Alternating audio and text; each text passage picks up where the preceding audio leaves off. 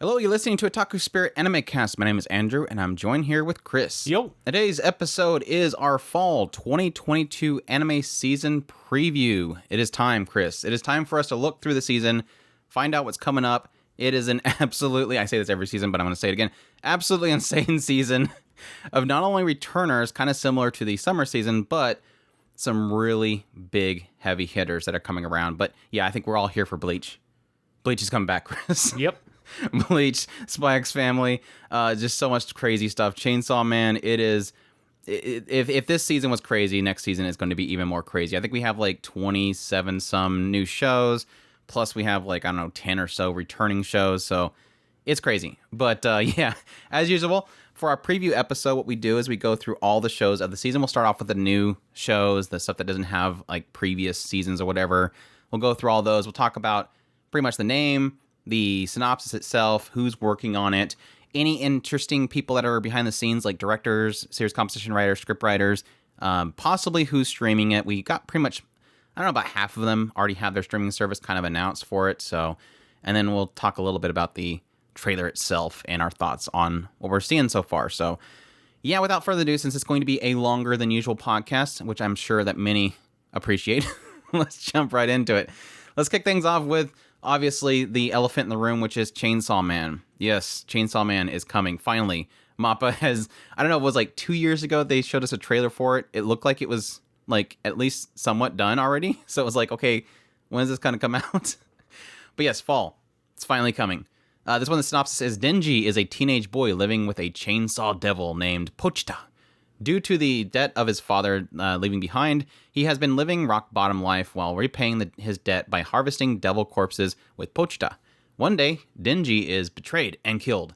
As his consciousness fades, he makes a contract with Pochita and gets revived as Chainsaw Man. They said the title. A man with a devil's heart. Again, studio is going to be MAPPA, which of course is doing like tons of really insane stuff when you wonder how their studio is alive.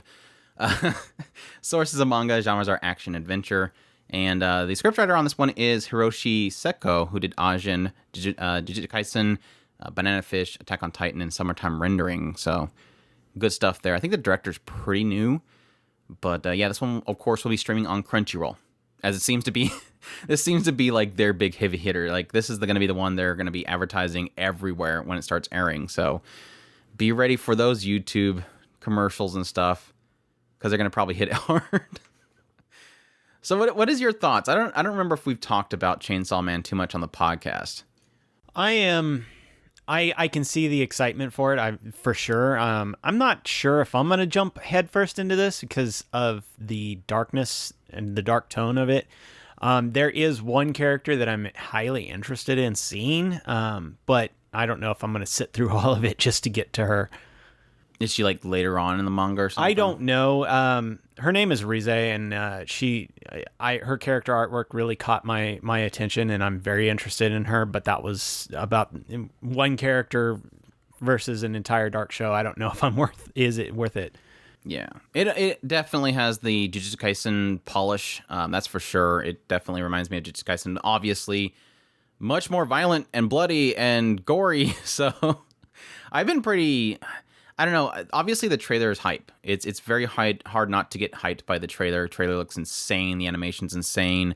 There's a little bit of CGI in there, but it doesn't bother me because it doesn't stick out. And that's typically MAPPA fare. They do a really good job of hiding some of that CGI.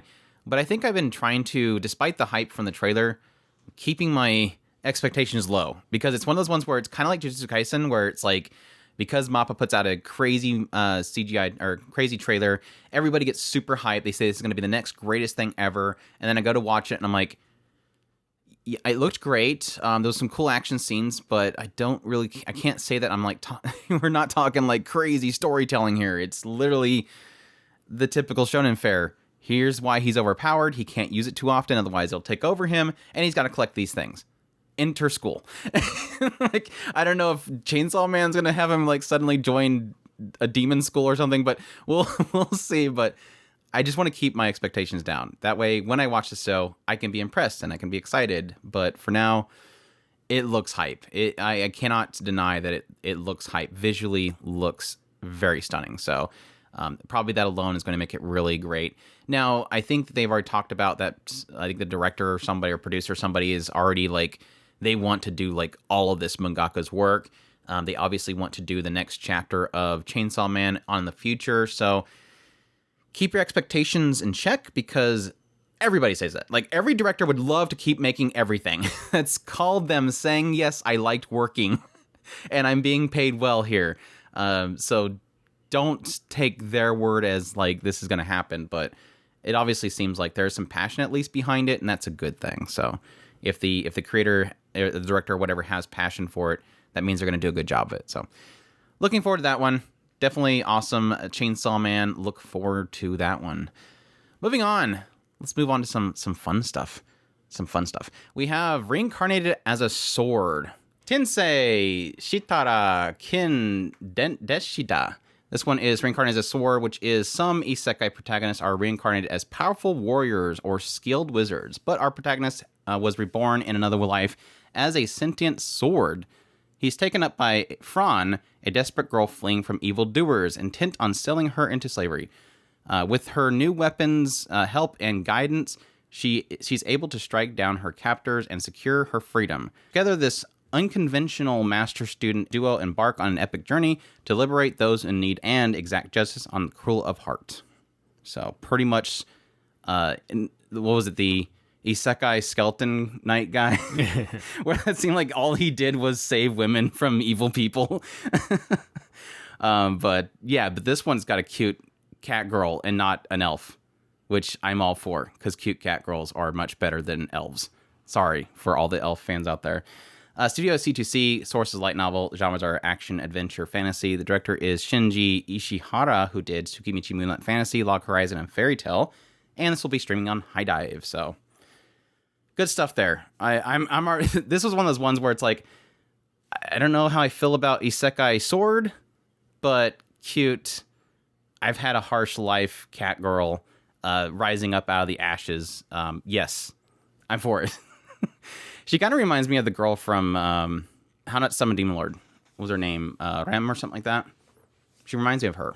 I guess cat girl, so it's easy to make the same thing. Yeah, I'm super excited about this. I mean, the reincarnated as a sword aspect is kind of one of those things that gives me a little bit of pause, but when it comes down to it, I'm willing to give it a shot. I would love to see how they integrate that into the greater storyline and have fun with it, which is basically the main issue, is get out there and have fun. So I'm super excited about it.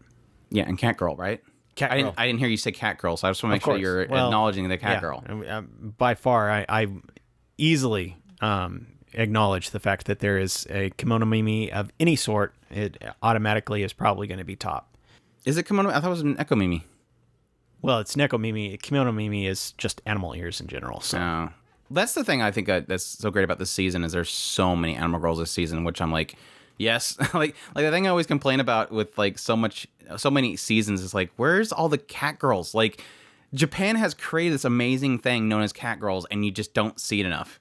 Especially like in the harems. It's like every harem should have a cat girl. Why not?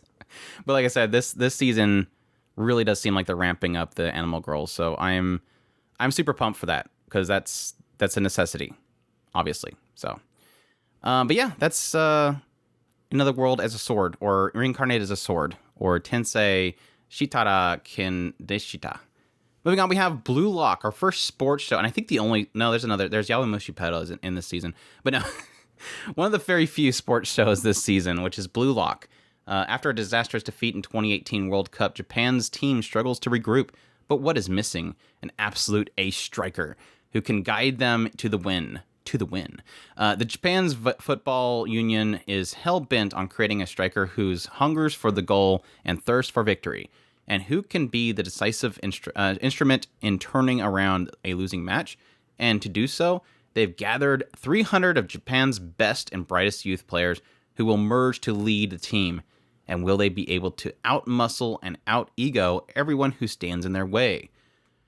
That wasn't quite the synopsis I was thinking I was going to get. like the actual PV looks like they're all in prison. So I was expecting it to be one of those things where like they had to form a soccer team, so they get a bunch of prisoners. It looks like they're playing in a prison, and everybody looks like psychopaths. So yeah, I assumed, and I guess that's a bad thing. But no, the studio is 8-bit. Sources of manga. Genres are action, drama, sports, and the series composition by Taku Kishimoto, who did Millionaire Detective, Miss Nagatoro, Ranking of Kings, and Fruit Basket. And this will be streaming on Crunchyroll.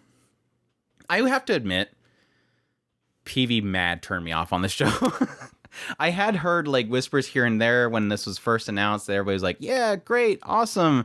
BlueLock's amazing. It's going to be great. And I'm like, okay, cool. A sports show that's going to be hype. All for it. The moment I seen the trailer, I'm like, yeah, we'll see. The faces. I can't get over the faces. They look so stupid. And like I said, it made me believe they were all like prisoners and they were all like psychopaths that are like out to get each other to be the winner. But no, it's just apparently they're very... I mean, it goes with the synopsis. They want somebody that's like a striker and they're super going to intimidate other people. Are you saying that they're intense? Yeah, they want to be intense on purpose. So they I guess they hired a bunch of people with psychotic eyes. Like whenever we watch anime where it has that character who's misunderstood because they have those eyes, and then you find out they're like a big teddy bear. Yeah. This is like opposite. They wanted them. They wanted them to scare people. So we'll see. Again, the PV really unsold me on this one, but hopefully when it's in action, it won't be as much that. I guess the thing, so who knows? But Awashi is definitely amazing, so I'm up for another really solid soccer show. So, and Unison Square Garden's going to be doing the music for it, so that's cool. We'll see. I mean, I'm actually getting more and more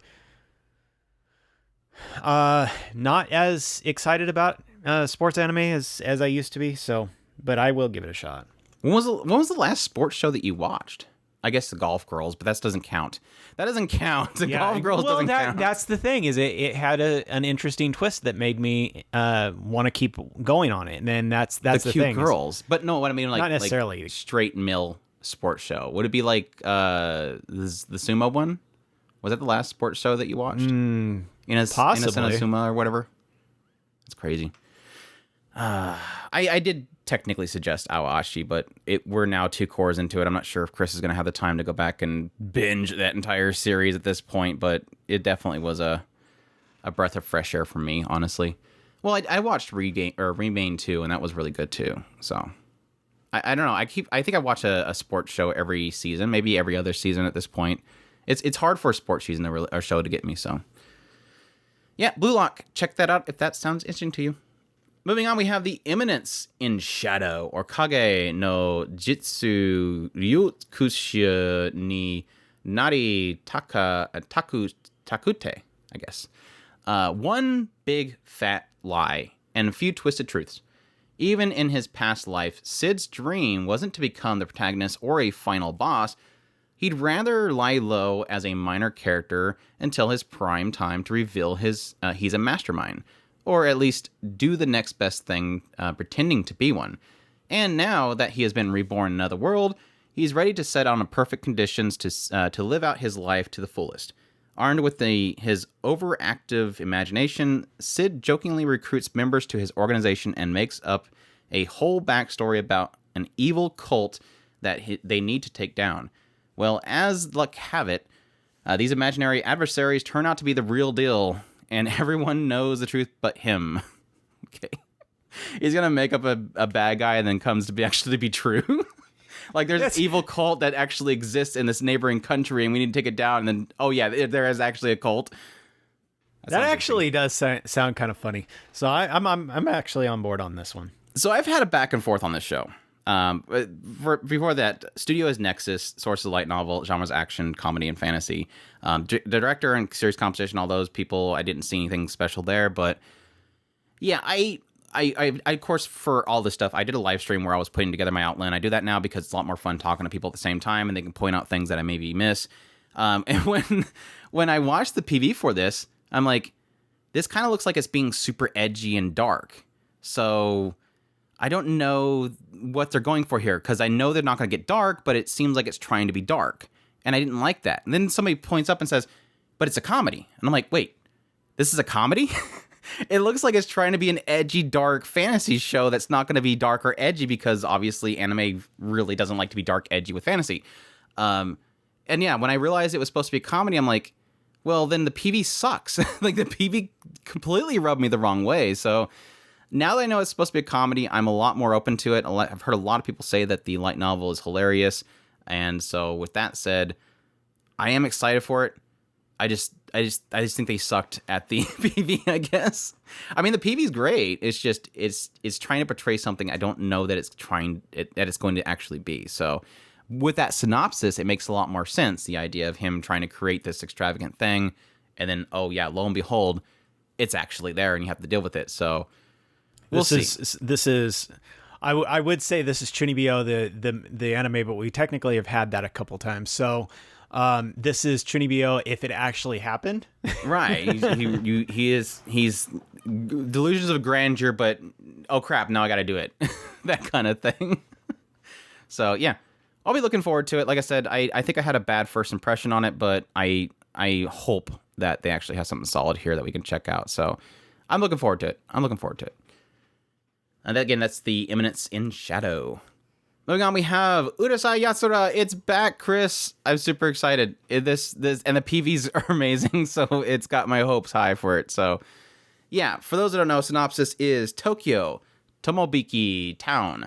Lum, the gorgeous daughter of an invading race of Oni aliens, is smitten with a high school student, Ataru Moroboshi, a dedicated womanizer. Ataru is unfazed by Lum's fierce electronic shock attacks and continues his daily hunt for pretty girls, with a host of other unique characters, including classmate Shinobu, elegant shrine maiden Sakura, Lum's best friend Oyuki, Benton and Ron, Buddhist monk Cherry, Ten, and the little brat, heir to the wealthy family Shutaro Mendo, and the secretly female beauty Ryonosuke. A classic slapstick love comedy where anything goes. But yeah.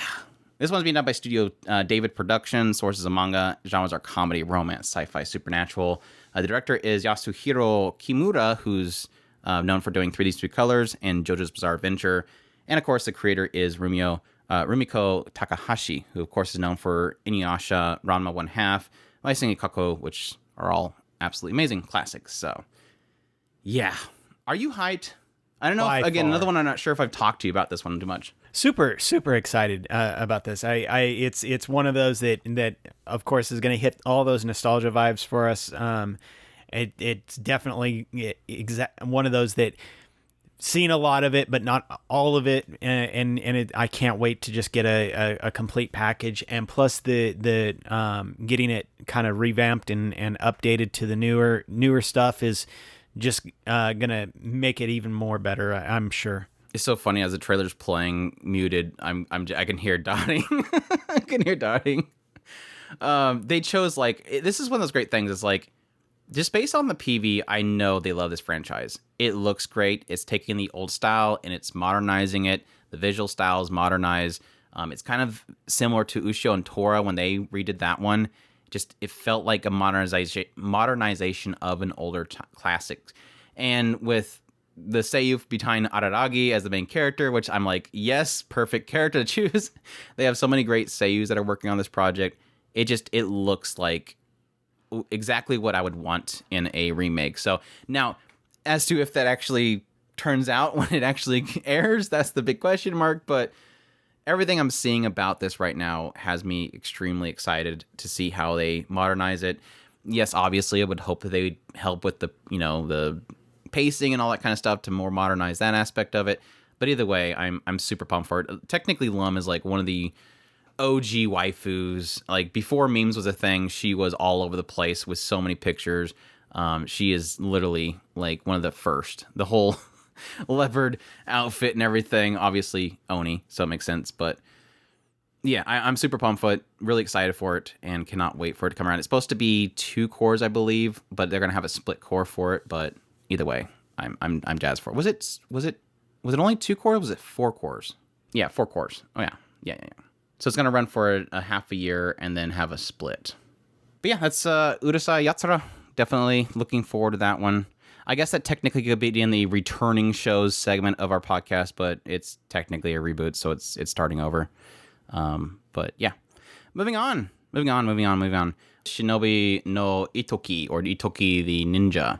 Ittoki Sakuraba was an ordinary student until his life was turned upside down. He finds out that he is the 19th heir of a famous Iga ninjas. The Iga must try to defend what is theirs from the Koga, a rival clan seeking to end the Ittoki's life. Ittoki is left with no choice but to become a shinobi that's strong enough to not only protect himself, but also his village. Now a student at Kokuten Ninja Academy, a high school specializing in shinobi techniques, Ittoki learns the way of modern-day ninja, equipped with high-tech tools and gadgets. Together with his students of other villages, Ittoki clashes with the Koga in an attempt to end the rivalry once and for all. This one is Studio Troika. Studio has been stuck doing Idolish, and they're doing it this season too. I feel so bad. Like, I love Troika, but geez, they've just completely been sucked into the world of Pretty Boys, and that's obviously showing in the trailer for this one, which is literally just Pretty Boys. So it's very unfortunate. But yeah, Source's original genres are action, and this will be streaming on Crunchyroll. What is your thoughts, Chris? Are you going to be checking out the Pretty Boy Ninja show? We'll see. It's an interesting concept. I hope it doesn't get bogged down in more, which it doesn't look like it based on the PV, but PVs can be deceiving. Stuck in the school stuff? Stuck in the school stuff, exactly. You know it is. I think it's going to be probably more like, it's probably going to be more like regular Magic High, where it's probably going to have the school stuff, and then, after school stuff happens, and he has to fight and stuff like that. Yeah, that's what I would assume. It'll be interesting to see which direction this goes, as far as what kind of, what part of the concept they're going to play into. It sounds like it could just be the academy is a backdrop for him being a ninja, but I don't know. It could go one of two directions, really. Yeah, I think that's my struggle. Is like the PV looks like it's pretty action packed, which is good. But I think when I first saw the first signs of this series, I was like, okay, cool. It's gonna be like some edgy, dark, modern day ninja type. What would you call it? Just the modern day ninja. And like I said, when I realized it was Troika, I'm like, cool. Troika's going back to the old stuff. It's getting away from the Pretty Boy stuff. And like I said, the moment I seen the newest trailer, I'm like, no, it's Pretty Boys with a little bit of action in there. We'll see. I feel like anytime I see Pretty Boy coming out of Troika, I just kind of roll my eyes and go, what happened to Recreators and Alnoa Zero? The stuff that you guys did that was great. Nothing against people that want the Pretty Boy stuff, and Troika's giving it to you. Stick with Idolish 7, but I want old Troika back, but we'll see. Honestly, a modern take on the ninja is something that I would kind of like. We've seen it before, but another writer doing something similar in that, it could be good. Yeah. Yep. We shall see. Again, that is Shinobi no Ittoki, or Ittoki the Ninja. Moving on, we have Akuyaku Reijo Nanode, Last Boss wo Kate mi mashita, or I'm the Villainess, so I'm taming the final boss. This one is when Eileen, the Duke's daughter, regains the memories of her past life. She realizes she's barreling towards ruin at full speed. Searching for any way out of this hopeless situation, the method she chooses to capture the heart of the last boss, the Demon Lord Claude. This one's being done by Mahu Films. The source is light novel. The genres are comedy, fantasy, romance, supernatural. Director is Kumiko Habara, who did Million Lives, or I'm Standing on a Million Lives. Series composition by Kenta Ihara, who did Tomodachi Game, Trapped in the Dating Sim, Tsukimichi, Miroko-chan, and Tanya the Evil. And this will be streaming on Crunchyroll. Yeah. This one is, I think, the first one when I was going through the outline and putting everything together where I was like, okay, cool. And then I watched the PV, I'm like, yes, I want this so bad. And I'm assuming Chris is going to want it so bad too, probably more so if he can actually hear the audio. but it went from like being, oh, here's another Next Life as Villainous, All Routes Lead to Doom, but then like I seen the chemistry between the main character and the Demon Lord. I'm like, this looks great. Like these two look like they're gonna be a lot of fun if it doesn't have the first chapter syndrome and they have some really great writing to keep it going. Because based on the PV alone, it looks like their interactions are gonna be a lot of fun between these two characters. So yeah, I'm pretty hyped for this one actually. It ended up being one of my top most excited for this season. No, I'm super excited about this. I definitely can't wait until we get to start this one because the concept is absolutely great. I love the idea of the Villainous. I've so far I haven't been really disappointed in any of the Villainous reincarnated / isekais. So because they're really kind of a shoujo take on the isekai genre, and I really have been enjoying a lot of them. And this one looks to be no different. I love the concept of this character going into this new world and then realizing that she's in a similar aspect to All Routes Lead to Doom of I have got to take this situation into my own hands and figure out a way to overcome my demise, which is really what's going to happen. And so she takes the route of going into the final boss and romancing him.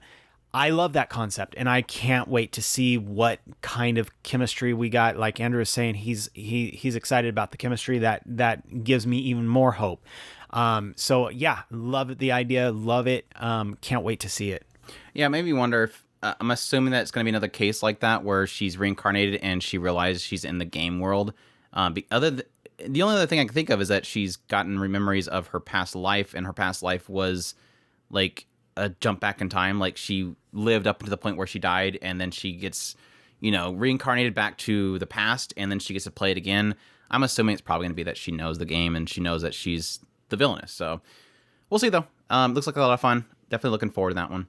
Again, I'm the Villainess, so I'm taming the final boss. Moving on, we have More Than a Married Couple, but Not Lovers, or Fufu Ijo Koibito Miman. This one is third-year school student Jiro Yakuin, hoped to partner with Shiori Sakurazaka of the same class in mandatory couples practice course. In this practical, students must demonstrate that they have the necessary skill set to live with a partner of the opposite sex while presenting a certain level of harmony to the video surveillance that grades them. Unfortunately, random chance puts his slightly subdued self into the practical with the person polar opposite to him, the Gyaru Akari Watanabe. Akari, on the other hand, hoped to be paired with her crush, Minami Tenjin. Their hopes are doubly dashed when they find out that Shiori and Minami are assigned together. Thus, they reluctantly decide to cooperate to reach the top 10, which would give them the right to exchange partner, and both couples agree. To that end, Jiro steals Akari's first kiss without realizing what he's done while giving a hurried goodbye kiss. Sounds like Toradora. Sounds like Toradora, where the two get together and, struggle to become the other pairs. But in this case, they're being assigned by the class to be couples. So, interesting. That's an interesting school. I guess insert... did you know that, hey Chris, did you know that Japan's got a declining birth rate and thus this is very topical for Japan? I hate that every time something like this comes up, somebody's like, hey, by the way, did you know that Japan's got a declining birth rate? Everywhere does. But yes, that technically is pretty topical, but yeah, we'll see. I have to admit, I don't like the style of this one. Hopefully in practice, it won't be as off-putting, but way bright colors, super bright colors, but we'll see. The Gato character seems like it would be a lot of fun. I always like my Gato characters, so I'm sure that she'll be a lot of fun there. Yeah, the artwork doesn't kind of bother me. I really think it looks good. I see a lot of contrasting in there to kind of offset. It looks really pretty to me. got stuck on what you said. Obviously. Anyway, I love the concept. I'm not sure how much traction that's going to have, but we'll see. I for sure. I'm on along with Andrew. I'm absolutely, for whatever reason, the Garu thing has really got me stuck, and so I really have enjoyed a lot of different characters that fit that. Seems like it's been a lot more often lately. Like every season we have a Garu character, which is pretty cool. So, and I think technically in the next season we have like 3 Garus. I know that one's in Akiba Maid War. I know that one's got a Garu too. So it's getting popular. It's getting very popular. I didn't finish, but yes, Studio is Studio Mother. Sources of manga genres are comedy, drama, ecchi, romance. So you get some ecchi in there. Series composition by Naruhisa Arakawa, who did Art Club Has a Problem, Island, Let's Make a Mug 2, and Outbreak Company. So a solid series composition writer for sure. But I think this one's supposed to be on Crunchyroll because I know they broadcast news about this quite a bit. So, but we don't. I don't think we have a confirmation on it yet. So, but I would assume it's probably going to be there. So, there you go. There you go. Again, check that one out. We'll be for sure checking it out because we have to get our Gyaru fix. It's important that we get our Gyaru fix. But yeah, moving on, we have Do It Yourself. This one's like one that I think was I want to say that I was probably the most pumped about when I was watching all the PVs for this next coming season. But yeah, building furniture and friendships have a lot in common. Intentional effort and hard work are needed for both crafts. This is a story of girls in a do-it-yourself club building both as they carve out their futures. None of it comes easy, but that doesn't stop any of them. Furniture, friendships, and the future. They're building it all with their own hands. Studio is Pine Jam. The source is an original. Genres are slice of life. Director is Kazuhiro Yoneda, who did Kageki Shoujo and Hozuki's Coolheadedness. Series composition and script work by Kazuyuki Furuyasu, who did Slime, Reincarnated as a Slime, Land of the Dale, Encouragement to Climb, Girls Last Tour, and Imo Junkie. They're actually working on 2 shows this season, so hopefully not 2 are worked. And character designs by Yusuke Matsuo, who did Encouragement to Climb, so it's obviously there's a little bit of a familiarity there. But yeah, this will be streaming on Crunchyroll, so yeah, super pumped for this one. I cannot tell you. It was sad because when I went from going to the PV, I'm like, oh, this PV looks great. These characters look great. They look like they're a lot of fun. I want to see them all smile and be happy. A lot of little shenanigans in there. A couple points where the animation seems like it steps up and they have a really interesting style to it. And I'm like, it just reminds me. It was more like, yes, I felt Super Cub in the feel of it, but visually I felt like Encouragement to Climb. So the moment I seen that the character designer was Encouragement to Climb, I'm like, okay, there's where the connection is. And then I seen the directors worked on Kageki Shoujo, and I'm like, okay, they got a solid director because I thought Kageki Shoujo was absolutely fantastic. So definitely looking forward to this one. It's definitely up there on my list of most hype for the season, for sure. Yeah, I love the concept. I'm as I was watching the PV, one of the things that caught my attention was one of the characters using a drill, but it was using a Phillips head screwdriver, and it skipped the teeth, and it started rolling all over the wood. And it's one of those things that you automatically, if you've done that kind of stuff, you automatically know exactly what happened there. And it's one of those things that if that kind of leans towards the relatability of trying to do something on your own, and these characters are doing that kind of stuff and probably are going to mess up all over the place. And I love that relatability, and I think that it can be a fantastic show if it pulls that off. And like Andrew was saying, a lot of the character designs look really, really great because of the Encouragement of Climb designers and everything like that. So it's gonna definitely be something that I'm very much looking forward to, and I can't wait to watch this one.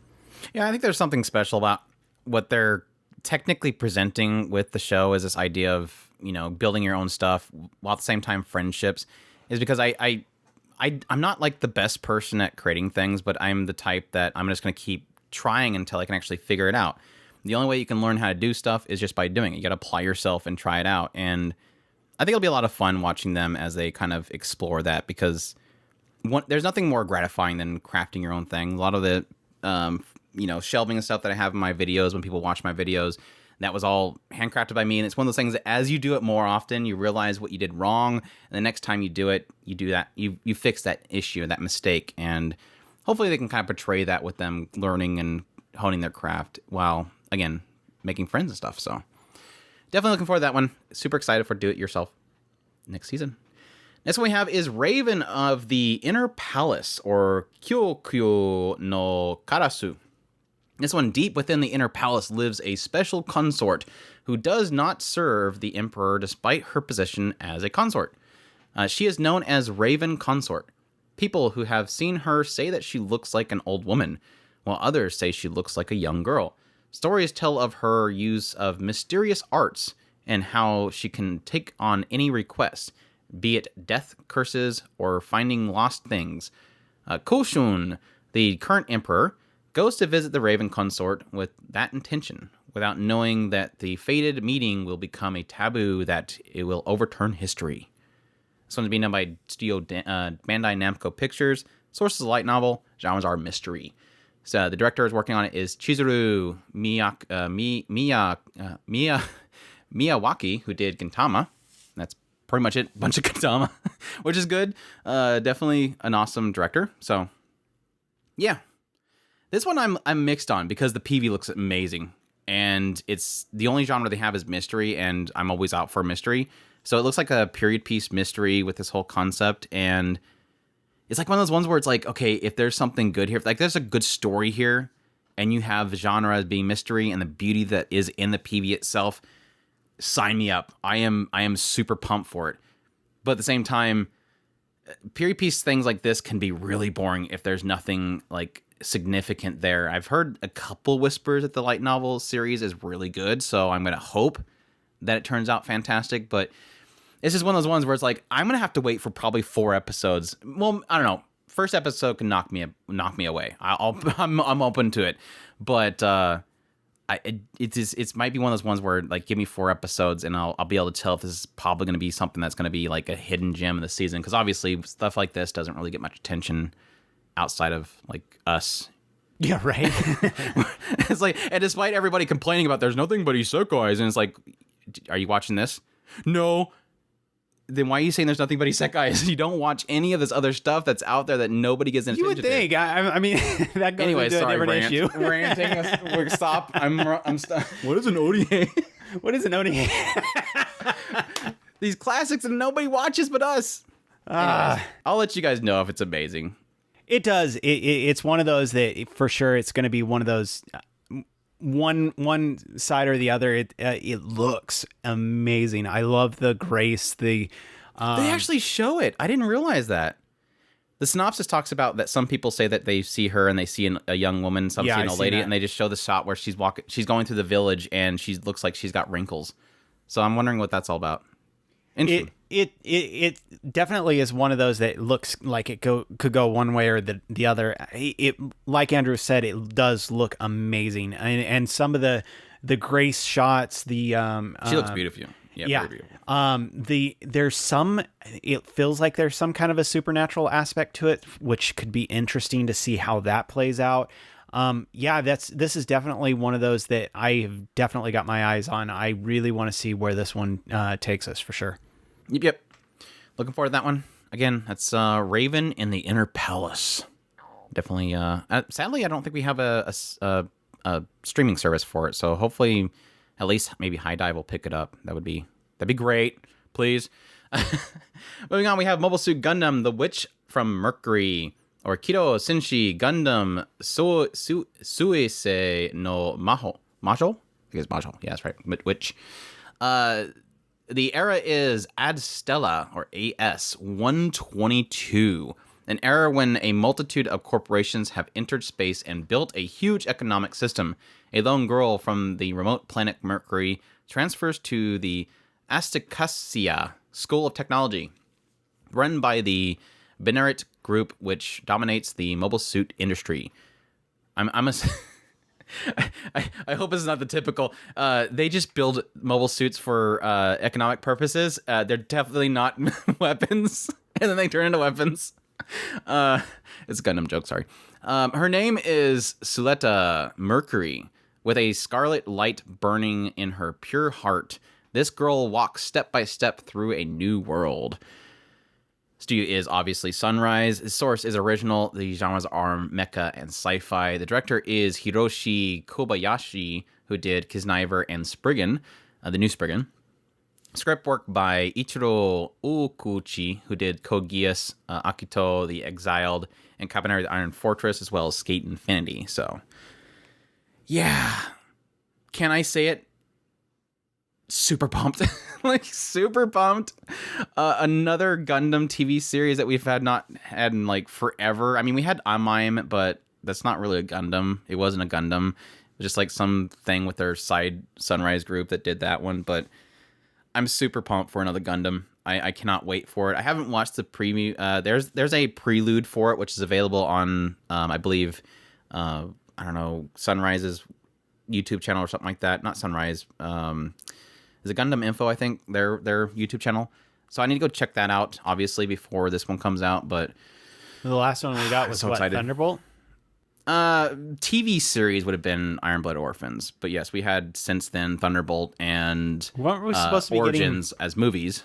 But no, we also had, what was the other movie? Hathaway Flash. The first one came out, those came out. So yeah, we had Thunderbolt, Hathaway Flash, Gundam Origin, but TV series, it was Iron Blood Orphans, the last one that we had. And Mario Okada was amazing with that one. I hope that this scriptwriter, Ichiro Okuchi, does a good job. I think the only thing they've technically worked on their project, like their writing, was Skate Infinity, which is all right.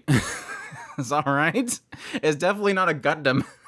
It's definitely no Gundam, so we'll see. It looks visually amazing. I've already voiced my concerns that I hope they step away from the CGI. They've been kind of getting a little bit too caught up in with things like Gundam Origins and Hathaway Flash. Iron Blood Orphans I don't remember any CGI in that one, and it looked absolutely fantastic. So hopefully this one is a return to that form and stays away from the CGI.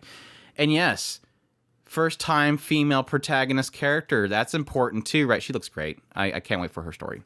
I don't care. I don't care what she has. It definitely does have a lot of 2D animation with the Gundams. It looks so good. 2D Gundams, mecha is so good looking when it's done right.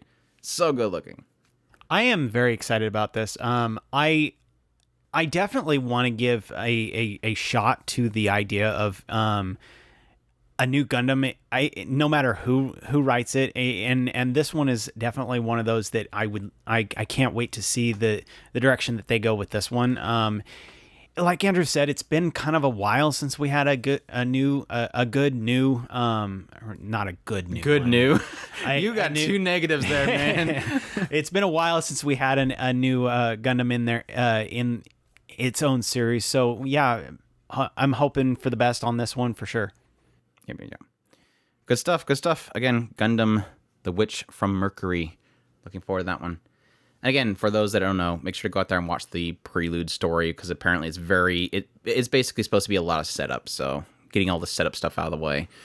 Moving on. Here's an exciting one, Chris. Are you ready for it? Play it cool, guys. Or cool doji danshi. This one, enter a bunch of cool guys who look like they got that unapproachable swag. But let's be real. That's not the true them. They're just a bunch of dorks who got the hack down pat. So sit back, grab some popcorn, and enjoy watching this bunch of goofy guys try to look cool all day, every day. I just love making fun of that synopsis. I think I did it last time too. Anyways, yeah, Studio Spiro, comedy, slice of life. Director is Chiaki Kon, who did Sailor Moon Crystal, Backstreet Girls, and a ton of BL. She's all over the place. And series competition by Makoto Uezu, who did Scum's Wish, Arpeggio, Blue Still, Humanity Has Declined, and Space Brothers. So, really solid team behind this one, but at the same time, we'll see. We'll see. Obviously, not my genre, but I'll definitely give it a shot. I don't know. I got a little bit of a sense of something like Convenience Store Boyfriends, which I actually enjoyed that one surprisingly enough. But Convenience Store Boyfriends technically did have the boys meeting girls and the interaction between the two of them. So that one can easily.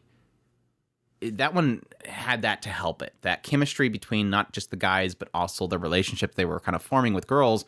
And this one just seems like it's a bunch of doofy guys hanging out. So that's going to be a little more hard for me to stomach, but we'll see. If the writing's solid there and they seem like a cool group of guys that I'd like to hang out with, it's more enjoyable. It's only whenever they go in the route of, look how hot these guys are. Look how goofy they are. Aren't they hot? That's when you lose me, obviously. The synopsis sounds almost like Sakamoto-kun, but when it comes down to it, I mean, it's almost like it sounds like it's playing off the cool guy, and then but in all reality, this is their real side, and that could be more leaning towards the Backstreet Girls. Yeah, I would say this one's probably gonna go more with the route of, oh my gosh, they're cute, dorky. Whereas Sakamoto was like, oh, dude, he's just so cool. Like, he is so cool. Like, he does things that are so freaking cool. But he wasn't a dork in reality. He was just there, and he was really cool. Just always cool. He was always cool. Yeah, unlike this show, he's always cool. He does have a soft side to him every now and then, but he's just super cool. He's just super, super cool. Anyways, yes, that is Play It Cool, guys. As always, we'll give them all a shot. Just, I'm going to say it now that just based on what I'm seeing, it's probably not going to be for me. That's all. Moving on.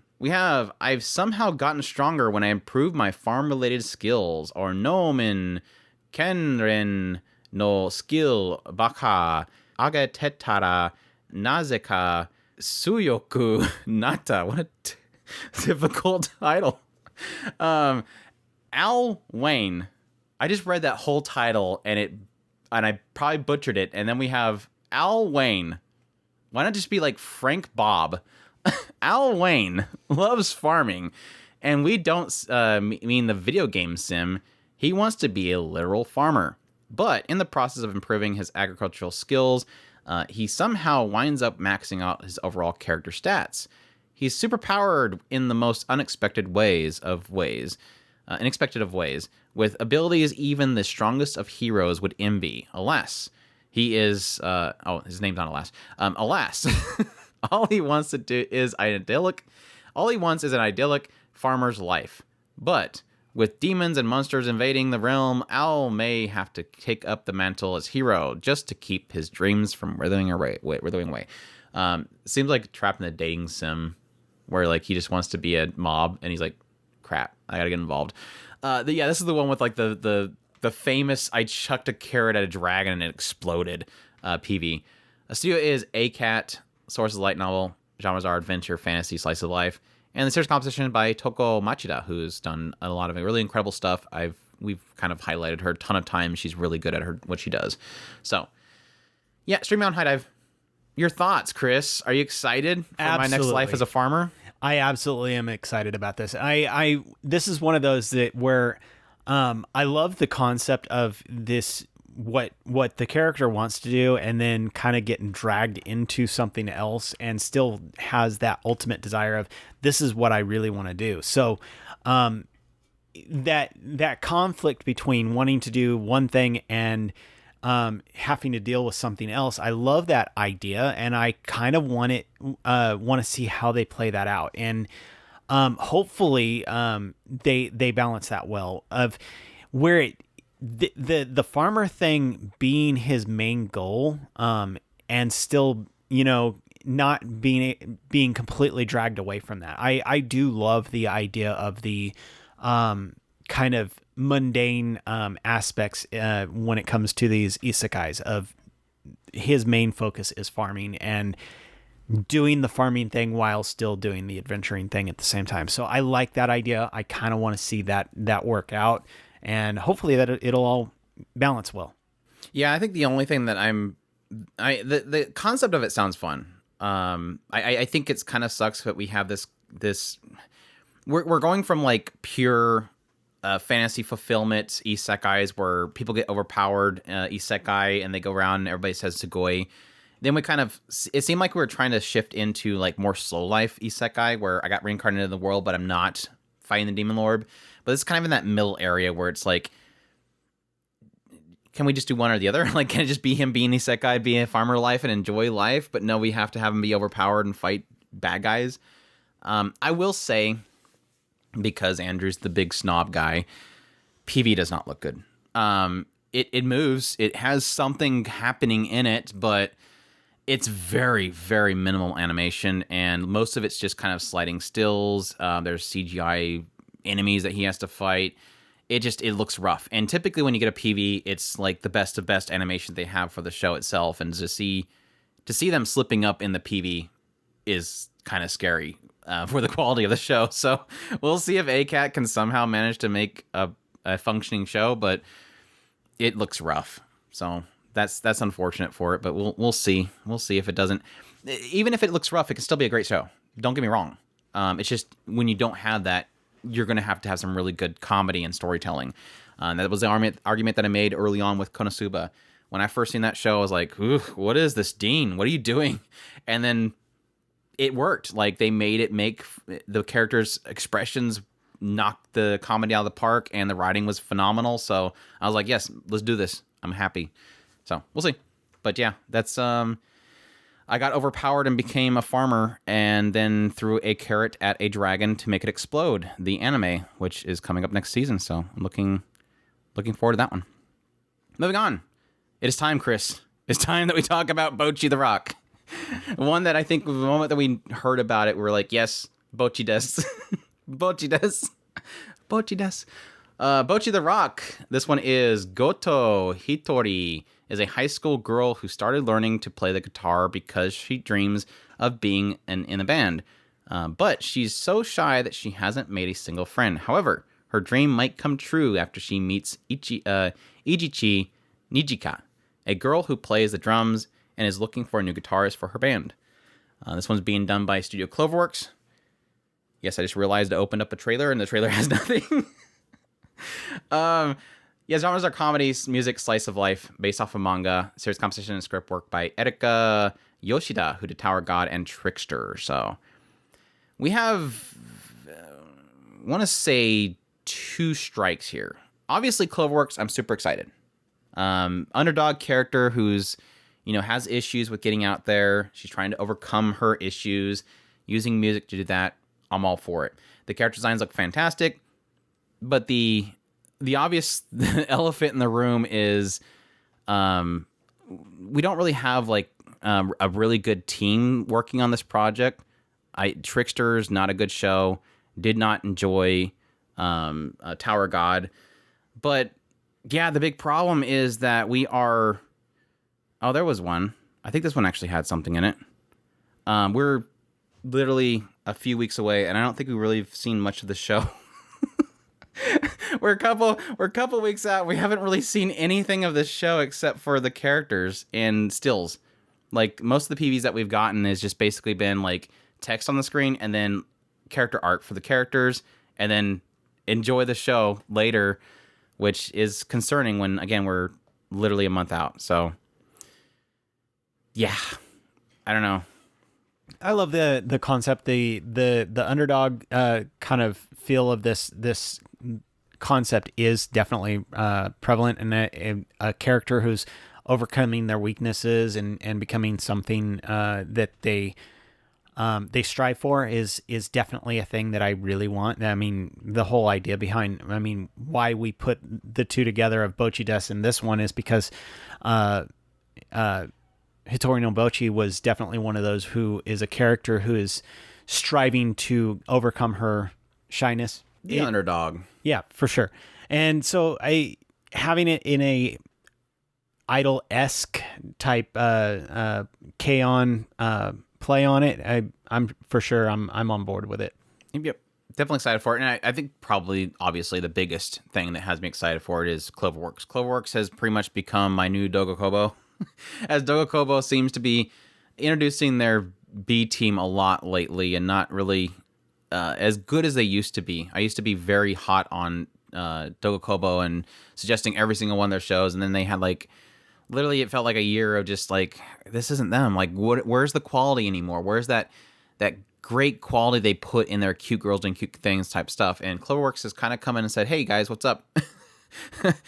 Obviously, having a pretty big company behind them, but either way, Cloverworks has been just on fire lately. Over the last year, they have been absolutely on fire, and obviously they'll be doing Spy X Family Part 2 at the same time this season, but they're doing every other episode like they did last time, I'm assuming.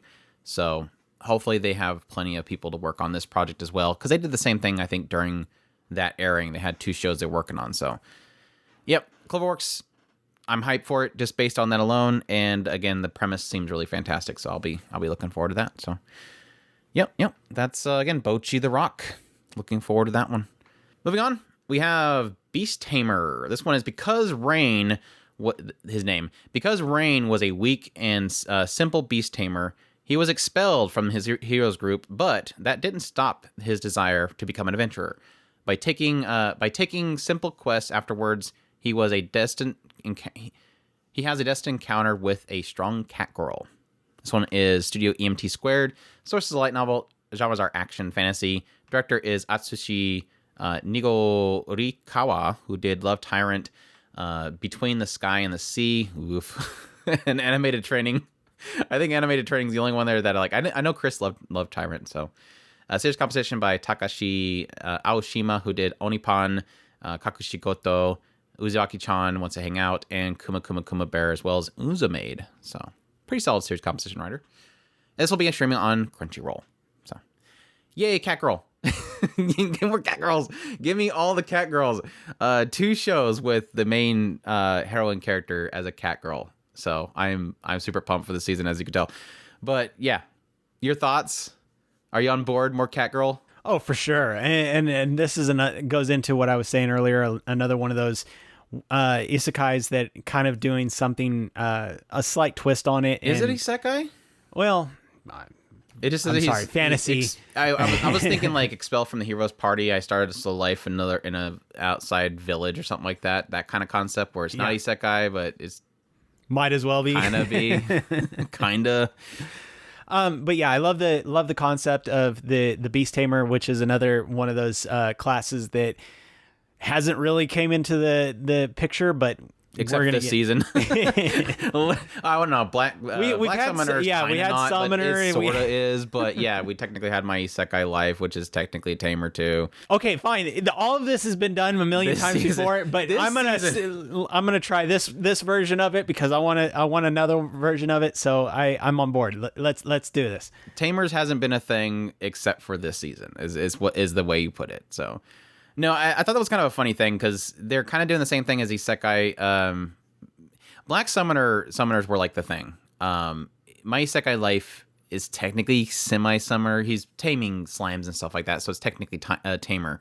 But with that one, it was like everybody's seen the Tamer as being like the worst. Like all they can do is literally tame deer. Like they show it at some point. He's got a bunch of animals next to him, but it's like deers and birds and stuff, and it's like, okay, how are you going to defeat the Demon Lord with a deer?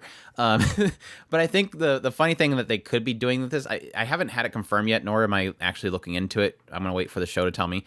My assumption is that, okay, well, if tamers are weak because they tame weak animals, why not tame an animal girl who's actually really strong? Or what looks like, I'm assuming, is a dragon. She's got like the horns like a dragon. Taming a dragon girl, so then he's super powerful. But yeah, the cat girl looks super cute, and I cannot wait. Just based on the cat girl, is like, yes, I'm sold already. I want to watch this show. Yeah, it does. It has the rings around her, so I'm assuming he's taming her. I just spoiled it for myself. It looks decent too. MT Square's doing some good stuff lately, and the PV at least looks really good. So. No better thing to make really cute cat girl even more amazing than good action. So, yeah, I cannot wait. More cat girls, please keep bringing them. Japan, we love you for your cat girls. But yeah, looking forward to that one. Beast Tamer, be excited. Be excited. I just lost my screen. Oh, it's in bed. Okay, moving on. We have Bibliophile Princess, or Mushi Kaburi Hime. This one is when book-loving lady Ileana spots Prince Christopher, her betrothed, in name only, consorting with another noble lady. She realized the recent rumors must be true. the prince has someone she truly loves, which means the annulment of their engagement is both inevitable and fast approaching.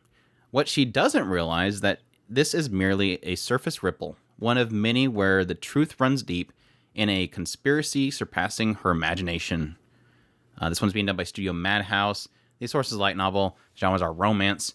The director is Taro Iwasaki, who did Sweetness and Lightning and One Week Friends. The series composition by Mitsutaka Hirota, who did Spirit Chronicles, Rent a Girlfriend, Eden Zero, and Animegatoris. So, solid team behind it. Solid team behind it. I think this is obviously one of the ones that I think a lot of people got mad at me for not having, I guess, put it in my top most excited anime of the season. Obviously, I think I've heard quite a bit in the past, people saying that this was a really great light novel series, like a really solid romance series. So obviously that alone does technically have me excited. Visually, it looks pretty darn gorgeous, and Madhouse is obviously known for doing a lot of really fantastic stuff.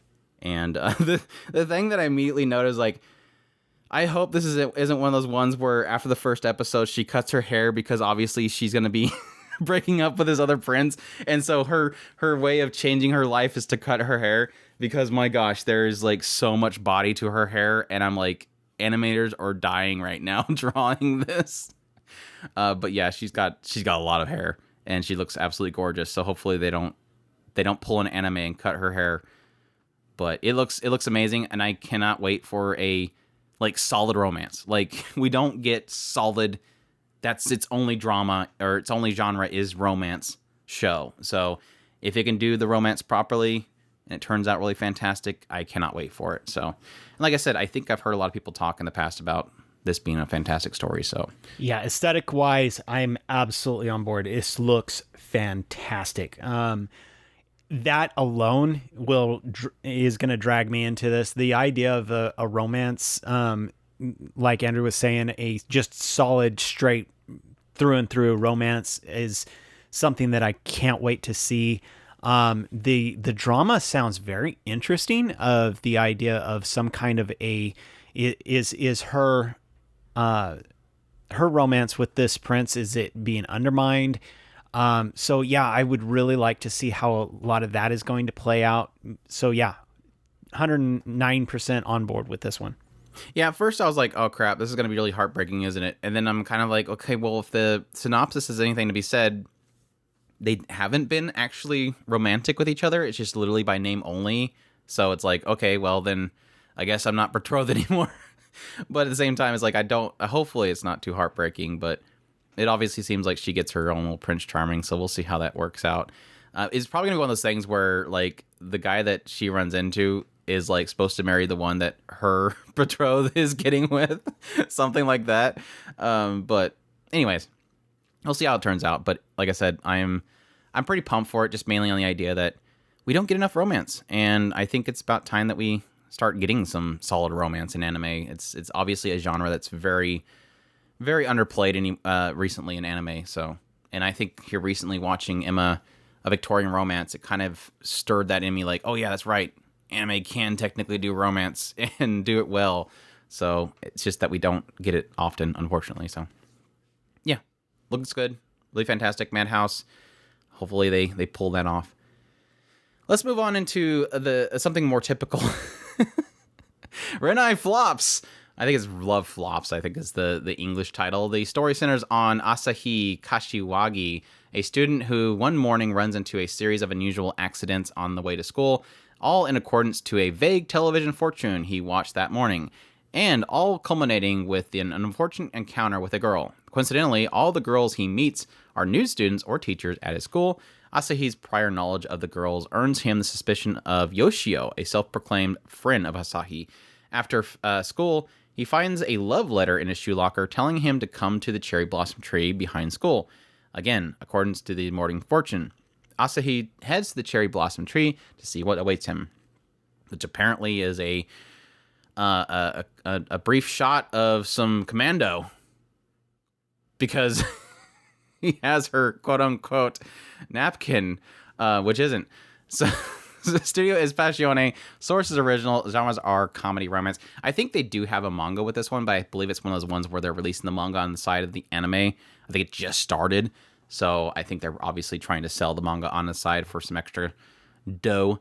But director is Nobuyoshi Nagayama, who did My Girlfriend is Shobi, Are You Lost, Life Lessons, Smile Down the Runway, and Happy Sugar Life. So it's a really solid director. The quote-unquote, I guess my concern, I have for this series right now is the writer is listed as Ryo Yasumoto, who only real work they've done is Steins Gate script work, Steins Gate Zero script work. So not their own work. So this will be, hopefully they have, a solid team behind it, or at least this person's got a really good plan to go behind this one. It obviously looks like a straight up goofy harem, like tons of girls around him. They're all cute and ecchi ensues kind of stuff. It doesn't have a genre listing as ecchi, but there's plenty in the PV already showing that it's going to have some ecchi in there. I'm not sure if they're going to show anything, but they're at least insinuating a lot. Like I said, he literally has her underwear in his hand thinking it's a napkin, and it's literally the fact that she's not wearing anything in the wind gusts. So, what are your thoughts? I'm totally on board. Anything ecchi, definitely, well... I'm definitely on board. Anything ecchi. Yeah, for sure.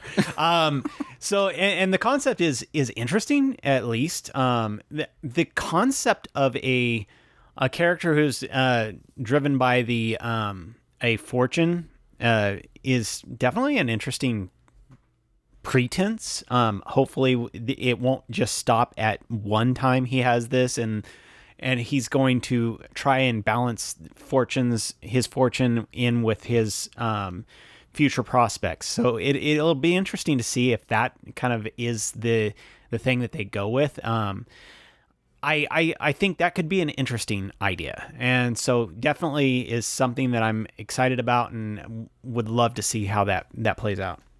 I honestly, to go off of that, the hope that I have for it is, yeah, you technically do start out with the idea that he's apparently seeing some sort of televised fortune that's fitting out to his life. It kind of makes me hope that, yeah, this writer has something to go beyond this PV and this goofy shenanigan that lays out, or the synopsis itself, but to maybe carry that on throughout the series. I mean, something like My Mental Choices, Hineko, where it's a harem, but there's a quirk to it. This one little gimmick that shifts how the story is told and does really goofy things with the harem. Not just be, okay, this gimmick brings the harem together, and then now they're in a dorm together. Typical harem stuff happens. Moving on with our lives. That was a great show. Whatever. Shrug. Do something fun with it as it goes through. So. But yeah, I do appreciate a lot of the character designs in it. It looks like a lot of fun, so we'll see if it holds some weight. But we'll see. But again, that's Renai Flops. Definitely, at least go check out the PV. The PV just so stupid. So stupid. I have your napkin, really, dude. But yeah, let's move on to Immoral Guild, or Futoku no Guild. This one's a special one. This one's a special one. Kikuru Madan is a monster hunter with excellent performance because of his particular job in the forest. But he decided to quit it because of fear of wasting his own youth. That is a stupid synopsis. Anyways, the studio is TNK. Sources of manga. Genres are action, comedy, ecchi, fantasy. Series composition and script work by Kazuyuki Furuyosu. Again, this is the one that's doing 2 different shows. Done Slime, Liddell, Encouragement to Climb, Girls Last Tour, MMO Junkie. So a solid writer there. But yeah, this one I actually checked out the manga. It's an interesting one. The manga is very interesting. To give you a gist, because the synopsis isn't going to tell you anything. He basically just goes on different adventures with these girls, and it seems like every monster in this world wants to put girls in inappropriate positions and situations. I guess all the monsters in this world are super thirsty, but yeah, it's basically that. And yeah, comedy ensues as he meets different girls, and they go out, and bad stuff happens to the girls.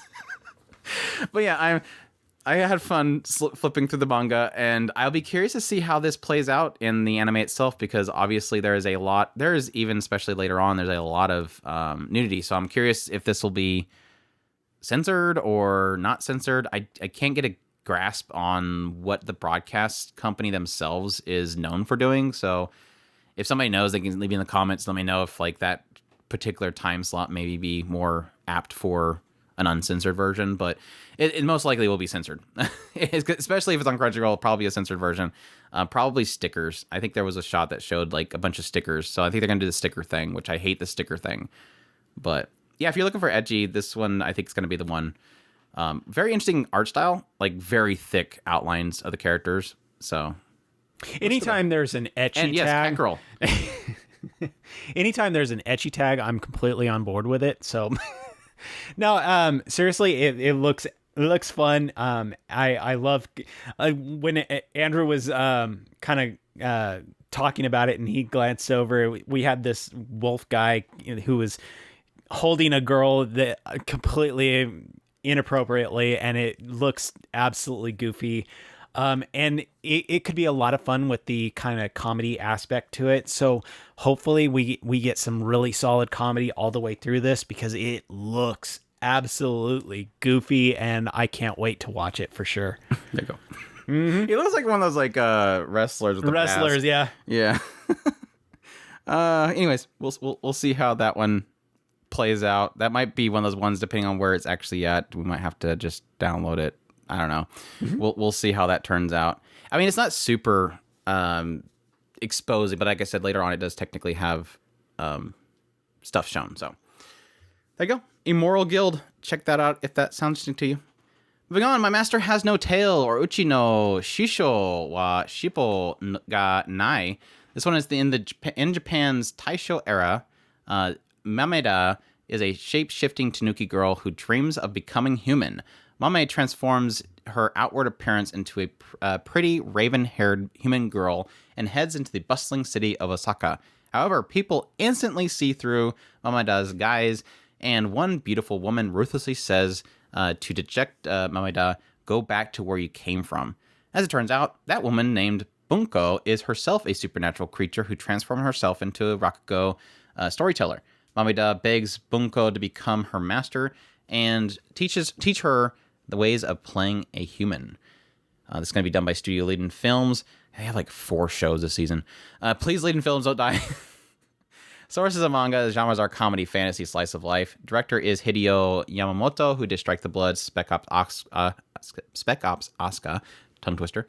Series composition by Toko Machida, who again has done a lot of really great stuff. So 2 works for her this season. But yeah, I'm super pumped for this. Tanuki Girl, like I described it on my live stream as pretty much Eccentric Family meets Shogun Roku Shinju. Can I say that? Does that fit? Definitely some exciting stuff there. I'm super pumped for this show, and I hope it turns out really great.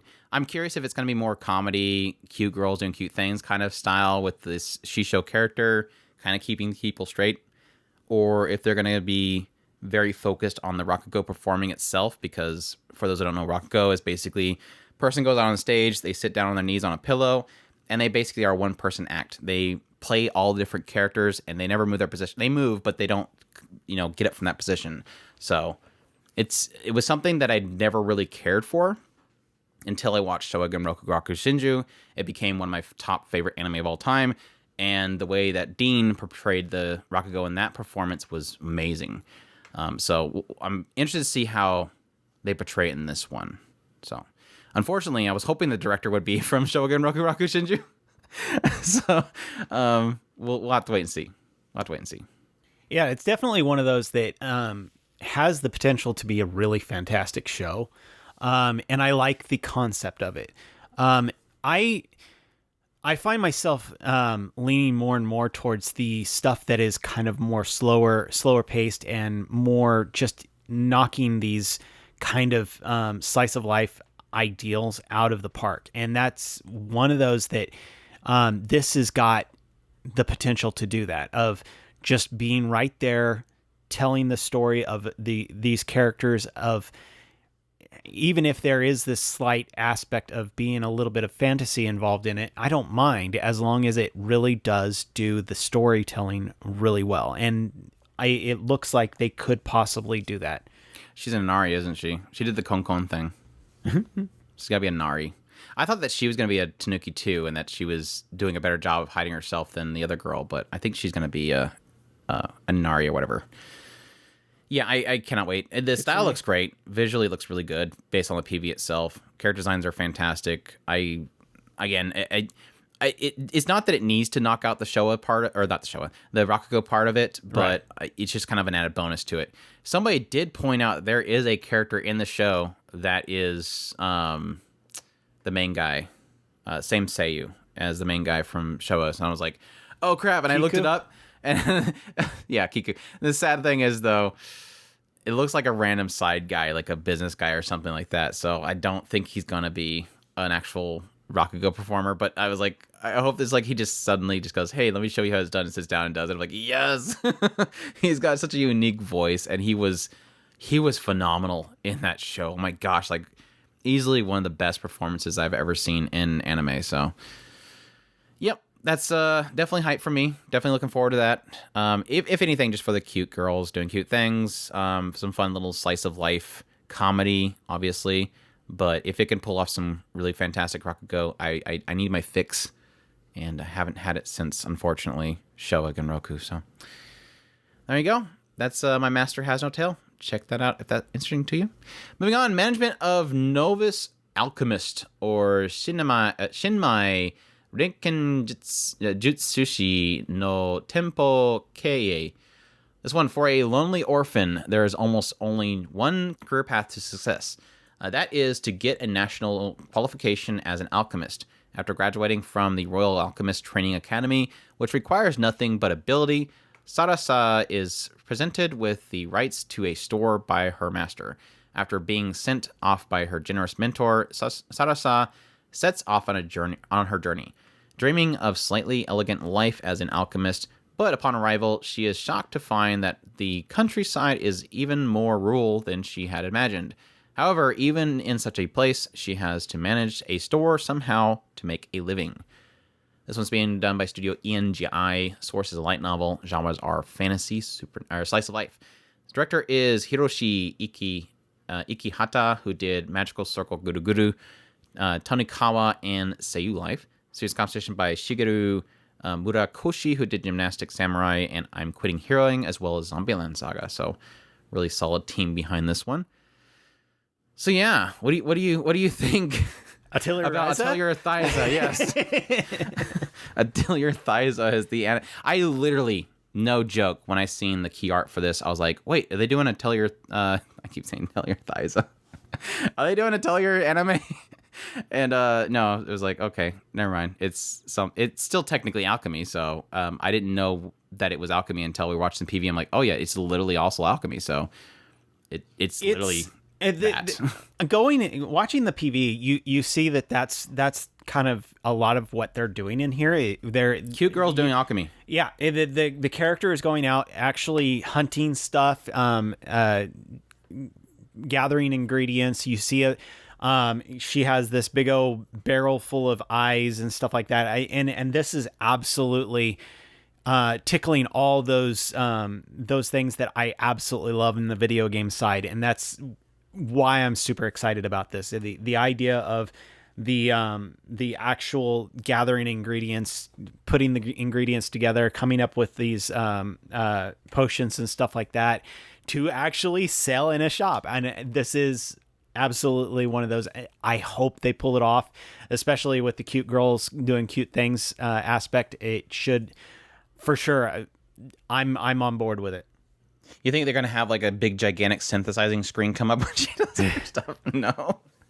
It looks fun though. We'll see.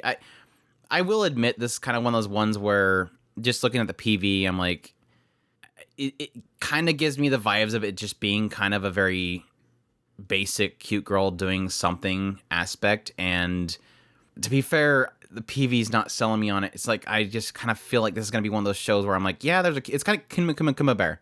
I feel like it's going to be one of those ones where it's like, yeah, they're cute and everything, but I'm extremely bored watching this. So we'll see when it actually airs, if it has some great writing there that captures my attention, has some solid character and chemistry. But again, just based on the PV, it's like, I can totally see this being extremely boring, despite the fact that it looks good, visually looks good. The characters look like they're gonna be fun, but we'll see. We'll see. I'm not too sold at the moment, but I'm always welcome to be proven wrong. But yeah, that's management of Novice Alchemist. Moving on, we have 4 people and their respective lives, or 4 nin wa sore uso wo suku. This one, each girl has at least one secret. Rika, Chiyo, Sekine, and Tsubasa are 4 good friends in the same class, but each one has a ridiculous secrets. That's a really weird sentence. But each one has a ridiculous secrets. I don't know.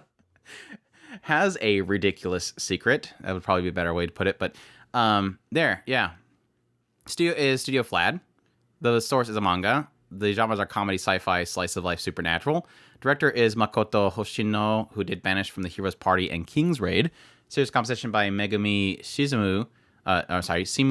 Shimizu, who did Banished from the Hero's Party as well, and My Next Life is a Villainess. So, decent people working on it.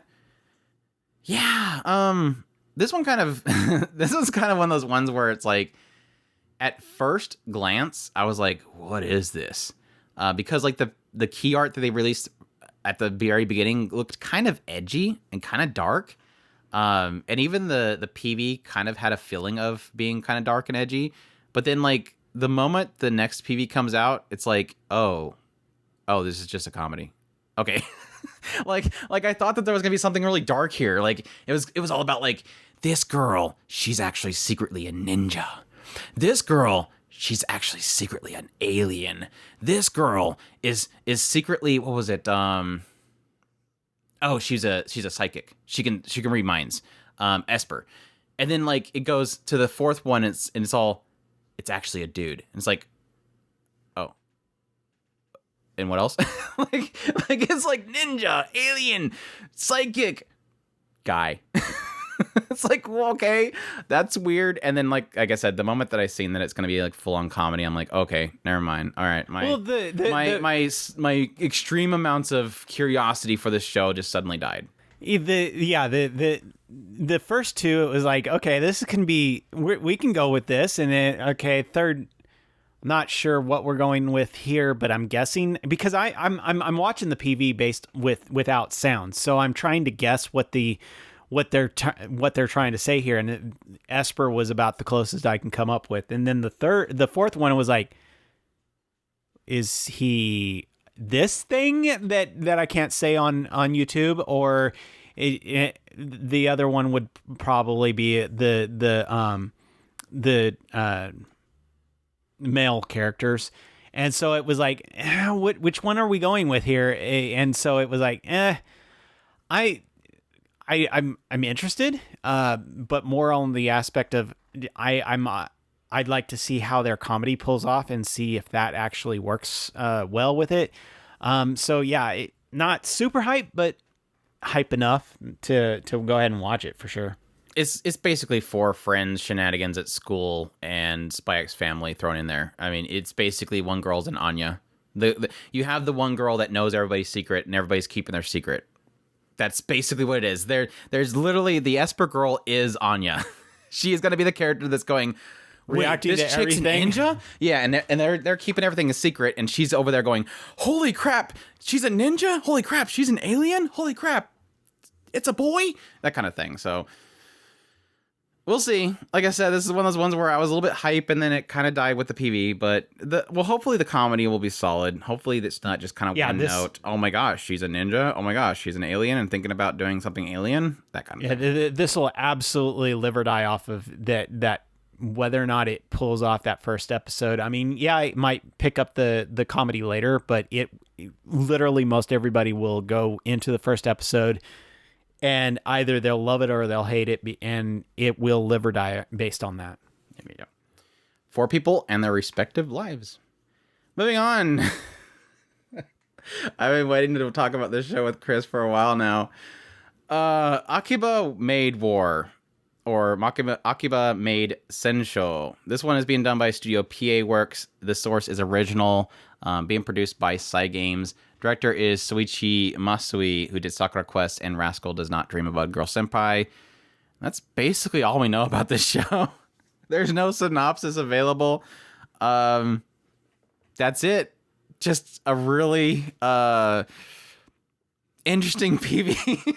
A very interesting PV that I don't know. Did you check out this PV at some point? No, I watched it while you were watching it on stream. Oh yeah, it's special. It is extremely special. My experience with this is I popped onto Andrew's stream just to see how everything was going before I went back to whatever it was I was doing, and this happened to be the next thing that he had up. And I literally, I'm watching this and I'm going, oh my gosh, this is brilliant. I can't wait to see it, because it starts off with this kind of, like Andrew talked about. It's a back alley. It's a back alley maid cafe. And suddenly these cute girls are serving the customers. And then all of a sudden you just hear this blast of the beep, beep, beep. And half the screen is censored with the mosaics, and I'm like, what the heck just happened? It's brilliant. I have to watch this so bad. And then I'm Andrew's trying to word exactly how he's feeling about it, and during the entire time, of course, there's the stream lag. So me typing it, and he already popped up with something similar where he was going down this one road, and I'm like, This is giving me all the vibes of Backstreet Girls. I'm absolutely on board with this. Of kind of these, it's this two sides of this kind of the back alley side of nothing is what it seems, where you see the cute girl, but when it comes down to it, these characters are not all sweet and innocent. They're actually these they're human. Yeah, they're human.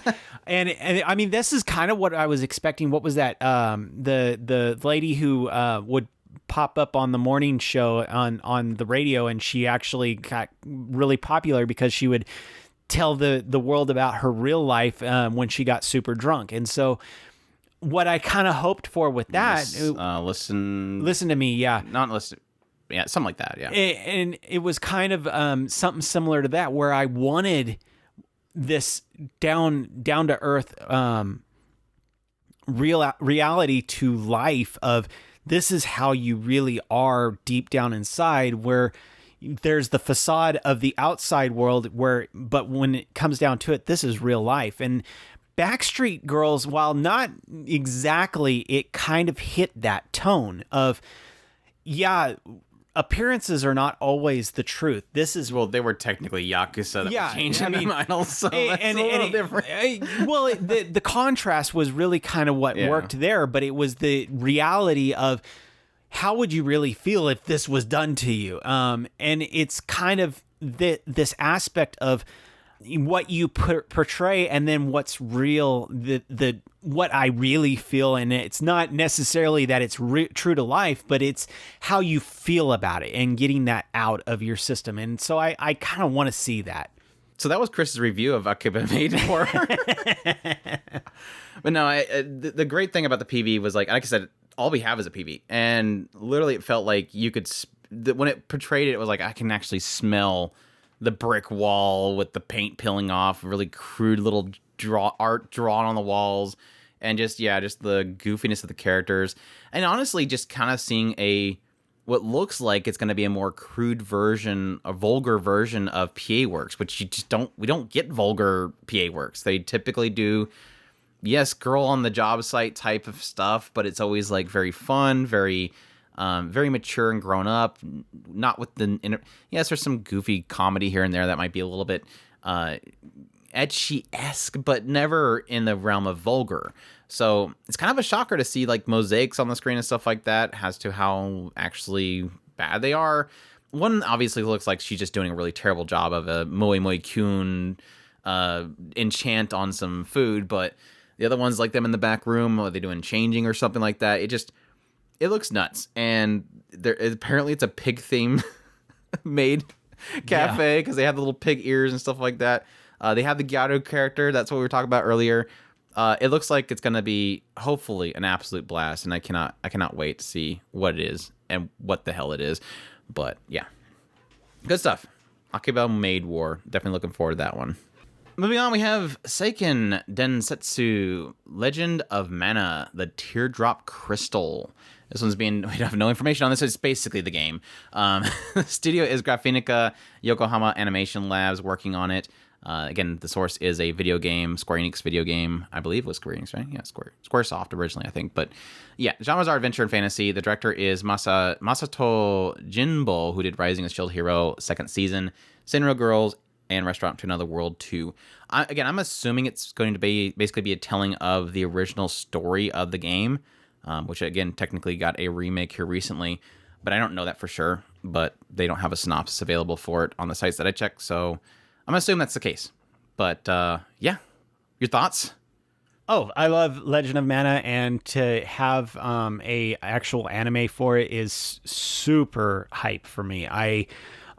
It's one of those stories that just is really a good fantasy world, and how that kind of lays out almost a storybook-esque feel to the story, the world that they're doing. I can't be farther from excited about it. Farther, that's backwards. You could be farther. Yes. I could be farther. Yeah, and like no sites have a synopsis for it. So again, I'm gonna assume it's gonna game. Visually, it looks really incredible. Very, very in the vein of the art style of the original creator themselves, the character designer, which is very, very high detailed, lot of hair. Which again, as I joked about earlier with the Bibliophile, it's like one of those things of like, yeah, that typically is not an okay thing for animators. They don't like a lot of hair to animate. But based on the PV itself, it looks like they're really doing a great job of keeping a lot of that art style on model, and that's incredible because there's some really fantastic character designs in the original series. So yeah, I'm looking forward, just based on the property itself, which we've been around for. Haven't done any of the newer stuff, but the original stuff, Super NES and stuff, was our thing. That's we were huge on SquareSoft back then. And yeah, I'm excited to see what they do going forward. But at the same time, I'll definitely be checking this one out just based on, again, that love of that property. And again, visual style looks amazing. One of the girls looks like absolute Belle Dondi. And I think I loved her back then for that reason. But yeah, definitely looking forward to that one. So we'll see. And moving on to Chris's anime of the season coming up. I cannot wait to hear his opinions on this show, honestly. But yeah, we have Housing Complex C, or C Danshi. This one is Housing Complex C. Let me say this first. I'm running very fast the other direction. But he's talking into the microphone. Before you even get to the synopsis, I'm running. You're talking. Housing Complex C centers on Kimi, who lives in a small, low-cost housing complex located in the seaside town of Kurosaki, where trouble seems to follow her wherever she goes. Horrific incidents begin occur. Is its ancient evil stalking the residents of Housing Complex C? Question mark. Studio is Akatsuki. The source is original. The producers is Adult Swim and Production IG. This will be on Toonami. I'm not sure where it will possibly stream if it does. I think Crunchyroll has some sort of shoe-in with them. I mean, we've seen it with Bibliophile Princess, so hopefully, again, we'll have Crunchyroll picking up this for streaming at least. It is only going to be running for 4 episodes, so there you go. But again, I'm hoping that it will be on Crunchyroll, because I know that Toonami, I don't think, really has their own streaming service, and I'm probably sure they'll probably have some sort of deal with Crunchyroll, but we'll have to wait and see. But yeah, the PV looks like horror. Again, this is kind of similar to the romance one above with Bibliophile. It's like we don't really typically get like pure horror anime, and yes, I'm a little bit hesitant on, the fact that this is a Toonami thing. Because like even with Bibliophile Princess, it was really great starting out and just fell apart at the end.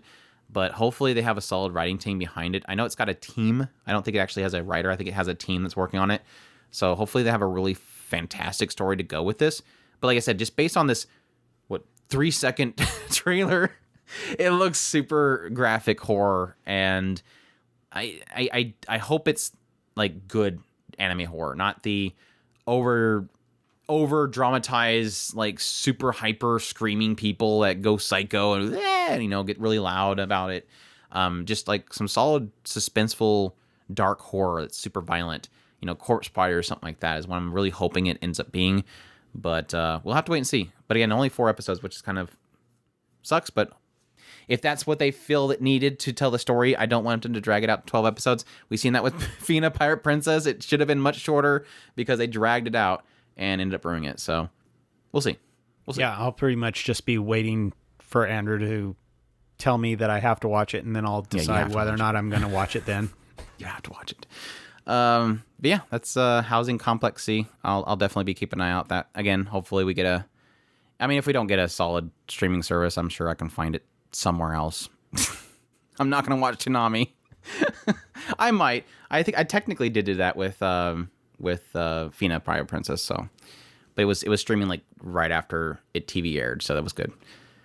Next one we have is we gotta get all of our boy band stuff. Ikkyo Shonen Eternal Boys, the Mature Idol Project, the latest project proposed by Monpuku Entertainment Production in a bid to revive the company. Experienced in the successes and failures of the business world, 6 middle-aged men now face the many hurdles of age and physical ability whilst pursuing their goal to become idols, in an effort to prove that old dogs can learn new tricks and that you can still learn to shine no matter your age.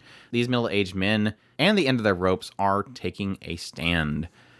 Again, another lead in films. It's like 4 shows. Sources of original genres are comedy. And yeah, there you go. Are you excited for middle-aged boy idols, I guess? Not really. It's one of those that boy idol shows do kind of really hit and miss for me. 39. He's literally an old fart. They're all over the hill. Make me feel bad. He's 35. He's not that dead yet. Still dead though. They're all 1 foot in the grave at this point. No, it's one of those that I hope that it can pull off. But it really will be a matter of the concept is barely there, and it really will depend on whether or not they can pull off that idols trying to decide whether or not they can continue being idols or not. It's really going to be putting a lot of emphasis on that, and that drama is marginally interesting. It could be kind of in the same vein as something like Seiko Boys, where it's an idol group, but it's like, how is this an idol group? Yeah. A similar case of that is like, okay, yeah, I guess there's an attractiveness to an older men for some people. So, but it kind of reminds me of that one. Was it a tennis group or something like that, or was it the racket one with the bird? That idea with like these people that are actually business workers and then they play the game on the side for the business kind of thing, where it's older men that are part of a specialized group.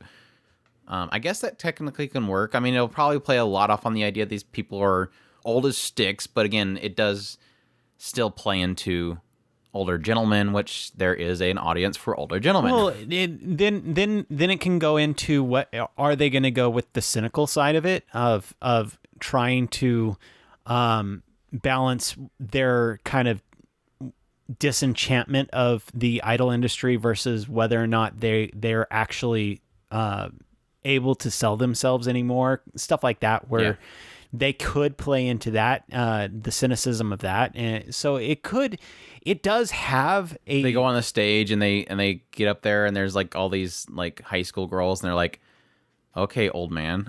Yeah. What are these old men on the stage kind of thing? I could totally see that happening. So it really will. This is one of those that you'll definitely, at least I will, really feel it out in the first few minutes, whether or not I'm going to enjoy this at all. Exactly. That's what I'm figuring. And again, that's to that whole point I made earlier about the whole, pretty boy type shows is sometimes you can tell within the first couple minutes, okay, they're going for look at these pretty boys and not so much tell me a story or tell me a joke. I don't care that they're pretty. tell me a story or tell me a joke. Now, again, I do recognize the hypocrisy of the fact that when I watch like a harem show and I just see pantsu, it's like, okay, cool, fun, entertainment. Again, I acknowledge that it's just not for me kind of thing. So we'll see though. Moving on. This one like just I think popped up literally a couple days ago. So this is like a late one added to the list of shows for the fall season, but it will be on Crunchyroll, obviously, since the trailer just literally said Crunchyroll. But the Human Crazy University. This one is Satake Hirofumi is a prisoner on death row for murdering his fiancée. He's also an undead man who is, and it has it in quotations, undead man, who has survived many desperate situations. For this, he has earned the interest of the research institute called Human Crazy University, which studies real-life miraculous phenomenons and the people who become entangled in them. Now a subject of their research, Satake relates to them his memories of his immortal yet unhappy life. Why did he kill his fiancée? Soon enough, the truth sheds light on a much bigger conspiracy. What? What? Don't like the style so far, but I was gonna say I don't know if the style is the style's fine. I like the style, like character design and stuff, but I don't like the animation. It's very stills rocking around and rotating. Like literally when he looks left and right, it's almost as if all they did is right click and hit flip horizontally like 2 times. It looks like a Flash animation to me. Pretty much, yes. Nothing. The concept is interesting. I will give that.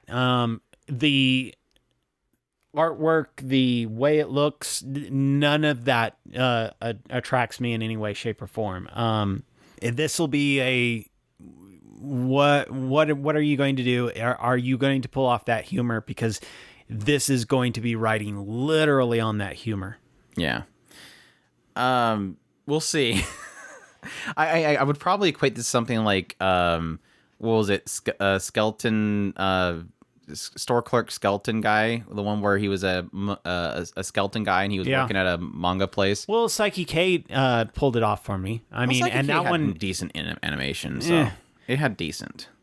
Not great, not avoidable, but decent. It was decent enough. Well, okay, if it's bad enough that I take issue with it, then it's probably on the low end of the spectrum. Even though Andrew just said it was okay. It's fine. We'll see. But yeah, it doesn't look that great. But I think that would probably be to that studio. But we'll see. That's the Human Crazy University. And I have one more. I don't know. Yeah, technically we have Exception coming out too. I don't know if that's going to be like a single episode movie or something like that. I forget exactly what the listing was on that one. But that was, of course, the one that was being done with the character artists from the original Final Fantasy artworks and stuff that you can see like on covers for old Final Fantasy games. Looks really interesting. Going to be on Netflix. Tatsunoko Production and 5 Inc. is going to be working on that one. And again, this will be on Netflix. The synopsis is, in the distant future, human beings have been forced to leave Earth and migrate to another galaxy. An advanced team of spacecraft arrives at a planet that is to be terraformed. Each member of the team is output by biological 3 printers. So, weird. I don't think I've actually seen the trailer on this one yet, so I didn't know they actually had a trailer on it. But yeah, I've obviously always loved his artwork. Oh,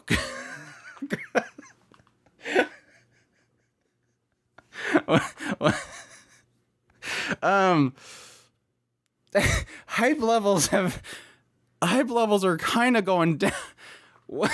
Hype levels are kind of going downhill right now, Chris. I don't know why. What is this shit? They're definitely capturing his very unique art style.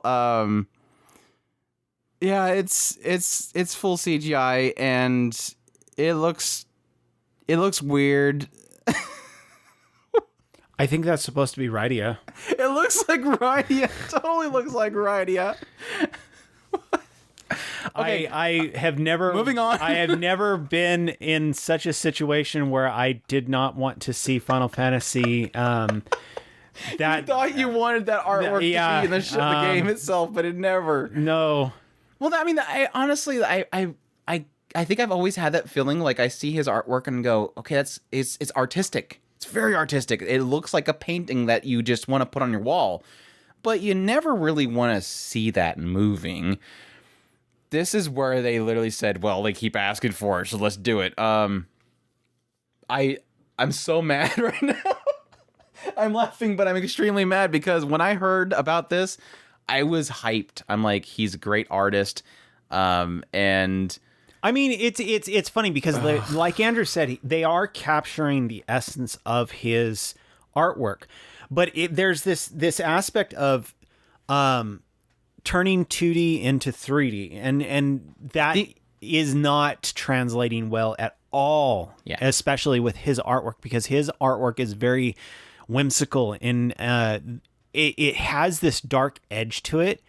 And that's when you see the key art, or the whatever the that they have for the front of the key art. Yeah, you can see his essence oozing out of that, with this kind of you can literally see that being a pixelated monster in a Final Fantasy NES game. and when you actually hit the play button, you're gonna have a CG spaceship out in space, so no big deal. And then you see Rydia pop up, and it's like it's literally Rydia. No. I never want to see that Final Fantasy turned into a 3D CG or a 3D game. I just, everything about that just turned me off. Wait, her chest is way too big for Rydia. Well, yeah, Rydia. Yeah, it's Rydia not. It's obviously not truly Rydia, but it's one of those that the artwork was obviously inspired by Rydia. No, it is. It's very unfortunate. Yeah. Like I said, just based on the concept, it felt like it was going to be basically, what was that? Was it Stephen King's, was it Things or something like that? That kind of concept of like something that's not normal. Obviously, again, they're all kind of 3D printed, and obviously that probably, I think they mentioned something about the fact of that 3D printing being used improperly, and that's probably what's going to create these monsters and stuff like that. So yeah, I was super hyped for this one, and my hype levels just based on the visuals has... What I was going to mention earlier is that, yes, his artwork is great, and it's visually beautiful, but it's art, and art typically, and especially with his stuff, is very exaggerated, and they're trying to capture that exaggeration. That exaggeration doesn't transfer to actual models or even, I would say, 2D artwork. It might work, but it's still going to be too exaggerated, so... Again, that's a super bummer for me because I was pretty excited for this project, but we'll see. I'll still check it out, but yeah, we'll see. We'll see.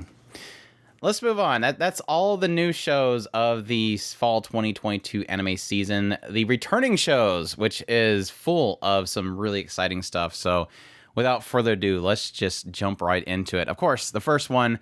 well, not of course. There's a lot of them that are going to still be the of courses, but yeah, Spy X Family, second core, or part 2, second season, whatever the hell you want to call it. I think that first they were calling it part 2.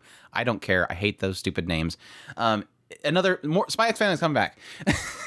It's still being done by Wit Studio and Cloverworks, and I cannot wait.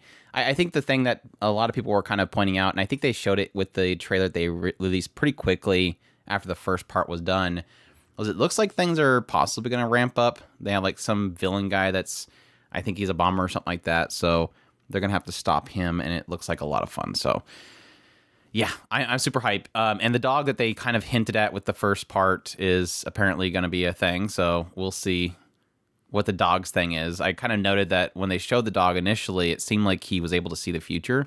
So that's going to add another interesting element to everything. But yeah, I'm hype. I'm so hyped for Anya to come back. I'm hyped for Yor to come back. And even, I guess, the dad, too. He's kind of interesting, I guess. Mm-hmm. Yeah, I'm excited about this, of course. And getting more of it is just icing on the cake at this point. Yeah. Good stuff, good stuff. Mob Psycho 100 is coming back for season 3, which again I'm pretty hyped for. This one is again still being done by Studio Bones, sources of manga, and will be on Crunchyroll. I didn't mention earlier, but Crunchyroll will have Spy X Family too. So, but yeah, I think I've mentioned it several times before, but for those that don't know, I kind of didn't like the first season of Mob Psycho. Second season was really great. I started really liking it, so I'm hoping that it keeps to that trajectory. Continue to be good. Continue to be good, please. But we'll see. I still have my problems with the art style and stuff like that, but we'll see. We'll see if it can still hold my attention. It looks like he's going to be worshipped. So there you go. See Maybe one of these days I'll catch up on it. Just for Riggin. Just for Riggin alone. He grew on me too. Like I didn't get him at first, but then they really sold me on him. So, or Reagan.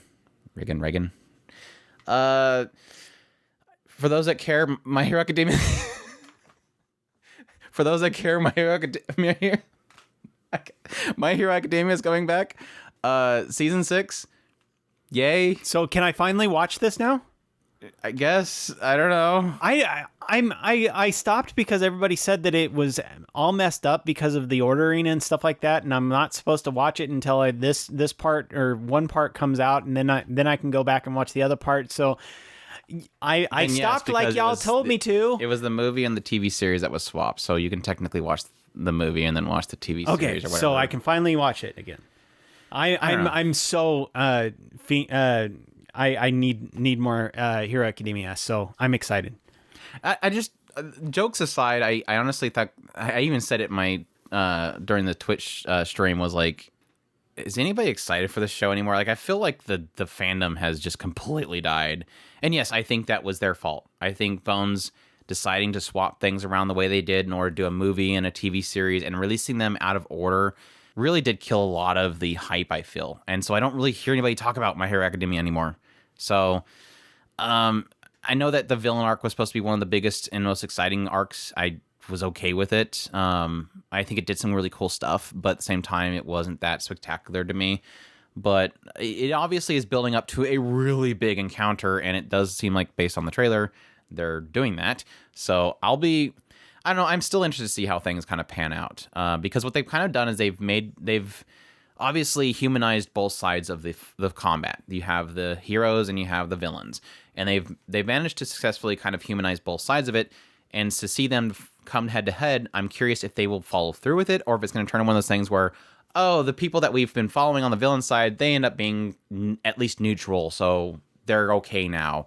I don't think necessarily you can do that with one of the characters because he's done a lot of bad things, but we'll see. We'll see. But like I said, I'm curious. Maybe people can let us know in comments on YouTube and whatever if it's still something that you're hyped for, because I'm kind of curious at this point. So I'll still watch it though. I'll still be watching it. But yeah, My Hero Academia season 6. Check that out. And it is finally time. It's come up on the list, so we can finally talk about it. But yes, Bleach. Bleach is coming back. Chris, hype levels on a scale of 1 to 10. 75. 75. Only 75. I thought you'd say 1,000. No. There is some things that's coming up in the future that I am super excited about watching, and I can't wait to see Andrew's ultimate reaction to some of those scenes. Yeah, there's a lot of stuff coming up in this particular section that is just really overboard hype coming up. Yeah. Hopefully it doesn't play on another people altering people's memories arc. I had to reread through all the manga just to get caught up or refreshed really quickly, and it was like, wow, I don't know if it dawned on me then, but this writer really loves villains that can alter people's memories. So hopefully we don't do that again, because it seems like every arc does that. But yeah, it obviously looks much more polished, modernized look, visually upgraded a lot. It looks fantastic. I did note the only thing I didn't like about the newest trailer released is that there's like 2 shots of CGI. I hope they don't rely on that CGI. Out of a like 2-minute trailer, only those 2 brief scenes, so I'm not too afraid, but it is there, and I hope they don't rely on it too much. But other than that, it's absolute hype, and I cannot wait. I going through the manga reminded myself how much I really do enjoy Ichigo as a main character for a shonen series. He's just unlike anybody else, not being a whiny kid, not being I'm obsessed with fighting. He's just a dude that just handles situations when he needs to. He's just a normal dude. Doesn't have any stupid quirk to him, even though there is goofiness in the show. So I'm curious to see how that pans out. So I'm not going to read the synopsis because I don't even want to know what it's getting into. So if you guys want to read the synopsis, you can go do that. I did briefly look at like a couple pages into after what was adapted. I didn't get to see too much, but I was just kind of curious a little bit. So we'll see. I from what I understand, the original author is going to be supervising it. They've already stated they're going to be adding new content as well, stuff that he kind of wants to put in there to fill in some gaps that he didn't get in the manga, which is great as well. Supposedly going to be going on for 4 total cores. They're going to be split cores, so it'll be whatever 12 episodes or so, a season of anime. Then they'll have a break for a season, maybe 2 seasons. We'll have to wait and see. But they're going to be going 4 total cores for this last arc. So that adding content that Kubotite wanted to add, that is exciting, even more exciting than because of one of the scenes that I'm talking about in particular. If I know that he has a particular keen interest in clarifying that particular scene, and that makes me even more excited about it. There you go. Yeah, and the director that's going to be taking over this didn't do the original series. They're switching directors. It's Tomohisa Taguchi, who did Akudama Drive here recently. Has done like Persona 4 Golden, which I did not like. So I'll be clear there that he has done stuff that I didn't so much enjoy. Twin Star Exorcist also felt very rushed, but I don't think that was really a call by the director. But Akudama Drive was visually amazingly put together, very stylized, obviously to the style that the writer wanted, but pulled it off really well. So I have high expectations for them. So exciting stuff. Well, all 3 of those were visually just fantastic. So, I mean, whether or not story-wise Twin Star worked, it had nothing to do with its directing. I thought it was directed really well, especially and the other 2 are fantastic as well. And each one of them has just ooze style. Yeah, and you can argue that might be the art director, but it could have been his choice as well. Mm-hmm. We'll see though. I do also want to note that it was kind of funny that they had the pre-screening of the first couple episodes in Japan, and they did an interview with the seiyuu for Ichigo and Rukia, and they had mentioned the fact that other studios are very angry at their production of Bleach because they're taking all the seiyus because they have like 80 plus characters in this dang show. Yeah, Bleach has a lot of characters, and apparently they're all going to be there. So that's some crazy stuff. I give them a lot of credit for that and them pulling it off. So yeah, excited for that. Hopefully it turns out good. It is supposedly confirmed by Viz Media that it, in fact, is going to simulcast on October 10th when it premieres. So that at least gives us hope that their quote-unquote simulcast is a real simulcast, that we will be getting it as it broadcasts in Japan. We just still don't know who's going to have it. I've been speculating that it is a bid war. Disney and Crunchyroll are probably bidding for it, and maybe they put in stipulation that it had to be simulcast, and that's the only way they could say that. But they've already pretty much stated that they're not going to tell us who is simulcasting it until October 8th when Viz shows it off at New York Comic Con. So that sucks. That sucks. But yeah, Bleach 1,000 Year War. Cannot wait. Super hype. Next one we have is To Your Eternity Season 2. This one's being done by Studio Drive that will be taking over from Brainsbase, which at this point I'm not too mad about because Brainsbase kind of fell off towards the later part of that first season. So Drive's been doing some crazy stuff recently, and they technically are taking over Konosuba and the spin-off Konosuba with Megaman. So I'm hoping Drive is a really solid group that will pull off some really amazing animation. Either way, as long as they pull off the emotion, the storytelling of To Your Eternity, I guess that's technically the most important thing because it's a drama. It's a adventure fantasy drama. So yeah, I've stated several times before, I did not like the prison arc. I didn't like it in the manga either. Didn't like it in the anime. I'm hoping for future stuff is more interesting. I pretty much dropped off on the manga at that point, so I haven't read on ahead into the second season. But either way, I am looking forward to seeing what else this author can do, because obviously we love her work with silent voice, and that's what drew me to Your Eternity to begin with, and I will be interested to see where it goes from here, honestly. So we'll see. And more Kendra Suda. So more narration by Kendra Suda. What can you say? Are you ever going to get caught up on that one, or are you giving up on it? I don't know. You technically have 2 cores to burn through, so that's rough. It's always rough to get caught up when you're that far behind. I have a lot of shows that I want to catch up on, so. Yeah. Uzaki-chan wants to hang out. W. Or I don't know, is that a symbol for something else? But it's obviously going for it's Uzaki's a cat face. Sure, Chris. They just only boing wing on the commercial for it. Hold on, be that. Let me bring the trailer. It could be that. Stupid cat, dude. I hate that cat.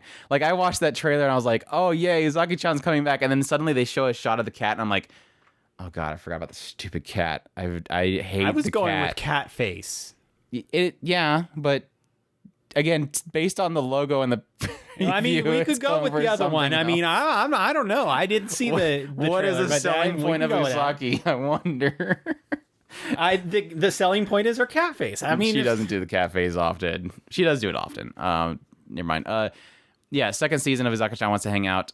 Super hyped for this one. And I'll be perfectly honest. The first season, I at first did not like Uzaki. She's loud. She's very loud. She's very mean. She likes to make fun of the main guy a lot. But obviously, as things go along, I just loved her goofiness and their reaction to each other and people's reaction to their interactions. Plus, additionally, going on towards the later part, I always liked how when something like accident happens, it's not she punches him and the scene's over. It was always kind of like this. Yeah, that was technically an accident. She's embarrassed, whatever, and they move on. And it was always kind of refreshing in that regard. I kind of like that they're willing to do that. So, but yeah, Morizaki, love her. She's great. I really do think that they chose the best Seiyu to do her. Obviously, because she's kind of loud, but her Seiyu just pulls off that kind of character. So, definitely looking forward to it. Hopefully, we can get more pulling her out of bushes scenes. If anybody has any question, let me go ahead and put it to rest. I absolutely love Uzaki-chan, and I am so thrilled to get it back. Things even bump off it. Of course, I looked away when this happened. So they have the logo, and there's literally like the star that looks like it just hit it and bounces off. You know what it's going for.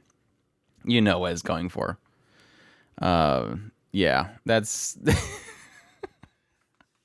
Anyway, yeah, I absolutely love it, and I can't wait to see more of it. And it coming back is just, please, by all means, give me all of the Uzaki-chan. So yeah, I think the selling point that's always been for Uzaki-chan is that it is technically college students ecchi romance, and you don't really often get technically adults doing this kind of stuff, so it makes it a lot more easier to deal with.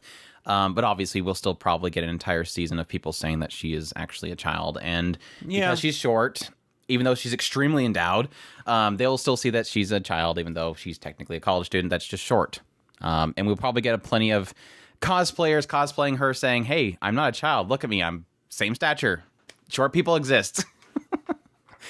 Oh, it was so much fun last time it aired. It was so much fun. The drama. But yeah, Uzaki-chan Wants to Hang Out. W. Looking forward to that one. Chris, welcome to Demon School Iruma-kun Season 3. This show is still going. Are you excited? Yes, absolutely. I really do love this show. Are we at like 50 episodes now? Wasn't each core like season 2 core? Pretty much. I want to say that we are at the 50 episode area. It's one of those shows that I fully admit that it's not super in-depth storyline. It's just kind of it hits that underdog story for me, and plus it's just goofy hijinks of a human in a really, really off the wall. It's isekai basically, and it's just a different take on it. His parents sold him to a demon. And he is just trying to hide his identity as a human in the demon world. And all the characters are just off the wall, where it's funny to see these characters who are supposed to be hell minions trying to be good or trying to quell their demon side, and a lot of that, it kind of just causes a whole just different aspect to this world, and I do really like it. There you go. They're saying Kancolle is coming back. I don't believe this exists, so we're just gonna skip this one. I don't want to report that it's gonna be next season and it not be there. So why would he even talk about Kancolle someday in that sea? That's a weird title. Someday in that sea. Kancolle Itsuka, I don't know. Yeah, Umi Day, which again is supposed to be the second season of Kantai Collection Kancolle, the anime series. It says the long-awaited. That is putting it mildly. I like that. Yeah, the synopsis literally says long-awaited. What was it? 2015 or something like that was the first season. And as I joked before, not joke, but I point out before, they literally announced the second season when that show ended. And here, 7 years later, finally it comes out. I don't know. I noted on my Twitch stream that if you literally watch the trailer, there's like a couple. It keeps bouncing back and forth between her CGI dashing across the water and like a brief, I don't know, 5 total seconds worth of animation of her in a room, standing up, then sitting down at a table, and that's it. So I don't think this exists. I literally don't think this. I don't think this exists. It's supposed to be 8 episodes, I think, so it's really short. It's starting later than usual. I don't know. Like, yeah, half this thing is like literally roughs, and it's all from the first season. Like all these, like probably half this trailer.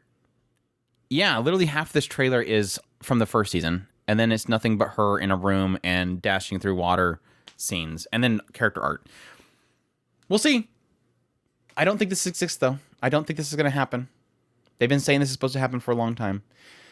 Golden Kamuy is coming back. Season 4 of Golden Kamuy. I don't know. I need to get caught up. I think I stopped watching at the beginning of the 3rd season. I thought you had finished it. No, I dropped off at some point. Oh. But yeah, I might go back and get caught up. I've always had a mixed relationship with Golden Kamuy. I love the world. I love the characters. I love the story itself.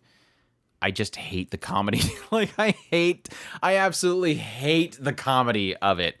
Sometimes it works, but overall, I really don't like the comedy of it, and it's literally half comedy. But again, I like the setting, the characters, and the story itself, so I really want to push through it. But we'll see if I go back and get caught up. Do you want to talk about the next one? You know that everybody's going to hate us. They hate us every time we even mention that show. Pop Team Epic second season. Moving on. Bastard. No. Pop Team Epic second season. I just said bastard. I'm not even going to talk about it. I just wanted to get past it. Yes, Pop Team Epic second season. There. Watch it if you enjoy it. It's not ours. I just mentioned about Golden Kamuy, and now I'm going right into another comedy where comedy is subjective. It works for you. It's good on you. Doesn't work for me. It will never. Pop Team Epic will never work for me. So... Comments? I was trying to get you to skip it. Keep it to yourself. Yes. Thank you. Yes, like I said, they technically do have Bastard Part 2 listed, but that's literally airing like in 3 days. That's technically summer, so I don't know why any chart has it listed for fall. I probably will end up watching it. I watched the first part. It was okay. Very classic fantasy. Very old school fantasy. Tiger and Bunny second season part 2 is coming out as well. So I unfortunately never got a chance to watch the first one in order to get into the second one. But there you go. Legend of Galactic Heroes Die Neue Thesis is coming out. So that is the sequel of Legend of Galactic Heroes Collision. Collision. I need to get... My problem with Legend of Galactic Heroes is I know that this is going to be a long process of this being adapted again. Obviously, this is a readaptation of the whole thing. And I watched the beginning of this readaptation. It looks amazing. It was well put together. Swana Hiroyuki music, all that stuff. It's a fantastic novel. I've listened to pretty much most of the first novel. It's a fantastic story. Really insane world building. But I knew coming into it that it was going to be a long adaptation, so I'm like, I'll just wait until it gets fully adapted. I hate this whole piecemealing the story. But I think at this point, I think I should jump into it. That way, when it finally all releases, I don't have to binge through a crap ton. So we'll see. I'll decide eventually if I want to, because I really do want to get into it. Because it's, like I said, the very beginning I watched of it was really well put together. So a really fantastic readaptation. So you go. You had any plans on that one, or is that... It's one of those that, with as many people that have hyped that to the moon and back, it's a shame that I haven't gotten into it yet, and it is one of those that, because of the massiveness of that. I mean, I and like Andrew was mentioning, him listening to the audiobooks, I did purchase those audiobooks with the intention of getting into it at some point. That's why I just stole his account and started listening to it. And it's one of those that I know it is a well-beloved series, so it's kind of hard to ignore it for as long as we have. It's the list of shame issue. A big smile on my face watching this trailer that comes up. Encouragement of Climb's coming back, and I'm so happy. Encouragement of Climb makes me so happy. Encouragement of Climb is coming back next summit. This is the 4th season of Yama no Suzume. So the girls are back. I'm so happy for them. Again, 8-Bit's doing it based off of manga, and yeah, I'm super hyped for this. Like, I'm kind of hoping that this will be kind of, I don't know, maybe like somewhere in the middle of the week, and then we'll have maybe do it yourself will be like at the end of the week. That way they're like nice and spaced out. But either way, do it yourself and Encouragement Climb coming back. It's like this feels like I'm gonna have a lot of like wholesome, heartwarming moments this season. It's looking so good too. And this, of course, for those that are into the series, highly recommend it, by the way. This is the first time they're going to be going to full-length episode. My gosh, it looks so good.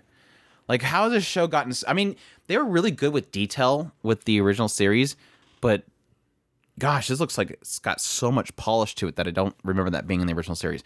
Focus, Andrew. So yeah, the first season was like 4-minute shorts. Second season and third season, they went off to 11 to 13-minute, I believe, shorts. And again, this one with the 4th season will be going on to full-length episodes. So... that kind of tells me and is setting my expectation that they might be getting into a little more story aspects. It felt like with the last season, they were starting to really get into drama with the characters. It was cute drama, not like heavy drama. It was just like a little bit of jealousy between these two characters that you just absolutely love. And you just kind of sit there and go, oh, you guys are so cute. Hug each other. It's that kind of drama. So, oh my gosh, that PV looks so good though. I'm actually more hyped than ever before. It looks really good. Again, it's always looked good. It's just very subtle look. Yeah, it looks great. And I absolutely fell in love with the show a long time ago, and having more of it is just exciting. I mean, especially the scenic aspect of this show, the characters, and like Andrew was saying, they're kind of cutesy lives together in general.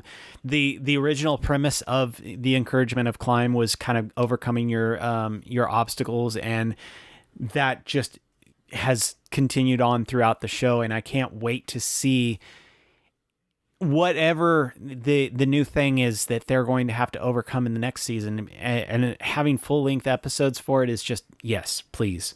Yeah, for those who don't know, it's essentially mountain climbing. Girl meets this other girl, and she kind of introduces her into mountain climbing, going out on trails and stuff like that. So she gets geared up, learns about equipment and stuff that they need in order to go hiking and stuff like that. It's technically like your Eurocamp, but it's hiking. And it's got that very laid back feeling. Like I said, it does have the drama points in there, a lot of comedy. But again, the drama points are really they're not heavy moments. It's just really cute. So I highly recommend it for anybody that likes like a slice of life comedy, laid back type of show. Please go check it out. It deserves a lot more love than I think it gets. So, yeah. And like I said, that season looks the PV looks so good. I'm excited. I'm super excited. Anyways, moving on. Yowamushi Pedal, Limit Break, the 5th season of Yowamushi Pedal. You've been watching this series, right? I watched the first season. Oh, you never kept up on it? Well, I did get into the second season at some point. They were doing a really long bike race, and I got kind of tired of it. Okay. It's fine. It does the realistic with the kind of the same kind of shonen-esque twists to a lot of the characters, where they're bordering on the edge of realistic versus crazy, shonen. Little taste of over the top. Yeah, a little taste, and it balances that well. And the problem with that show is that you're talking about how do you turn a 500-mile bike ride into something that is interesting for a kind of a show, and it has that. It does it fine, but it didn't work for me. After a point, I got kind of tired of it. Yeah. Well, it's plenty popular, so I don't think it is popular. I don't think they're losing anybody by Chris not watching it. Muv Luv Alternative Season 2. I'm pretty excited for this. I've been already hearing people whisper about that it's going to start getting really brutal, so we'll see.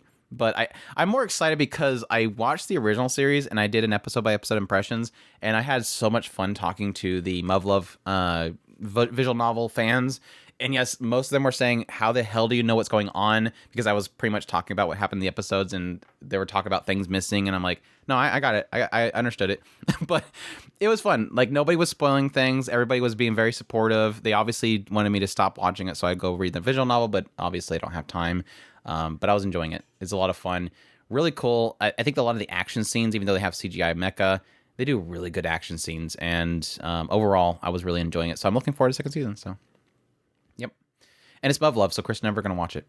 Idolish. I don't trust him. Idolish 7, Third Beat, Part 2. This is what I mentioned earlier with Troika. Troika's boy band idol group that they just seem like they're stuck in. But yes, if you're a fan of that, be excited for the second core of the third season coming out. I hate that's Troika has become that and not... Recreator Season 2. I don't know. Megaton Kyuu Musashi Season 2 is coming. So for... the 5 people that watched Megaton Musashi Season 1, be excited for Season 2. I only know one person that watched that show, and all the power to them to watch the second season. And then finally, VazzRock The Animation. Apparently some Suki Pro spinoff, so more boy band stuff. So there you go. And that's it for the returning shows. Well, there's still technically a returning show in the shorts. So yeah, our short shows for the season. Now, granted, technically, to be perfectly clear, any of the shows that we mentioned above could possibly become shorts. We've had that case before. But for the ones that have been confirmed as shorts so far, first one we have, Peter Grill's coming back, Chris. Yes. Peter Grill and the Philosopher Times, super extra, second season of Peter Grill. Super excited for this one. The first season was absolutely hilarious. One of the very few like raunchy, ecchi, adult comedy type shows. And I cannot wait for the second season of it.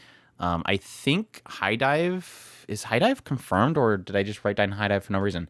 I know they had the first season, but I don't know if they had the second season yet. But it's super good. Like I think there was maybe like one season or one episode or two that didn't work very well, but for the most part, like, the show was just laugh out loud funny. Generally, the only thing that I mean, I love the show. The only time that I ever really get kind of turned off is when he gets really on and on about his frustration of trying to keep his chastity for the he fell a long time ago, dude. And that's the only aspect out of the rest of the show. That's kind of the... It's one of those things that somebody asked me about it, and I said the one thing that is its driving force is that aspect. And it's both the worst part of the show and the best part of the show, because all the other girls have their kind of drive towards him, and that he kind of is constantly trying to keep his chastity, and that's not happening, obviously, with these girls that are absolutely... Yeah, it's basically about the fact that he's the hero, and so his bloodline has a lot of potential. So literally all the women looking to have a child with the hero in order to have his DNA in their children is after his thing. And the goofy thing that is about it is that the one that he loves, this one girl who has to be the daughter of the king. She's super innocent. She's... let's just say she believes babies come from storks still. And so she doesn't understand that. Even though they're going out, she doesn't understand that to have kid, they need to do the tango. So yeah, he's given it to everybody else but her, unfortunately, for his desire to actually have a child with her. It's crazy. And him basically having to hide that from everybody.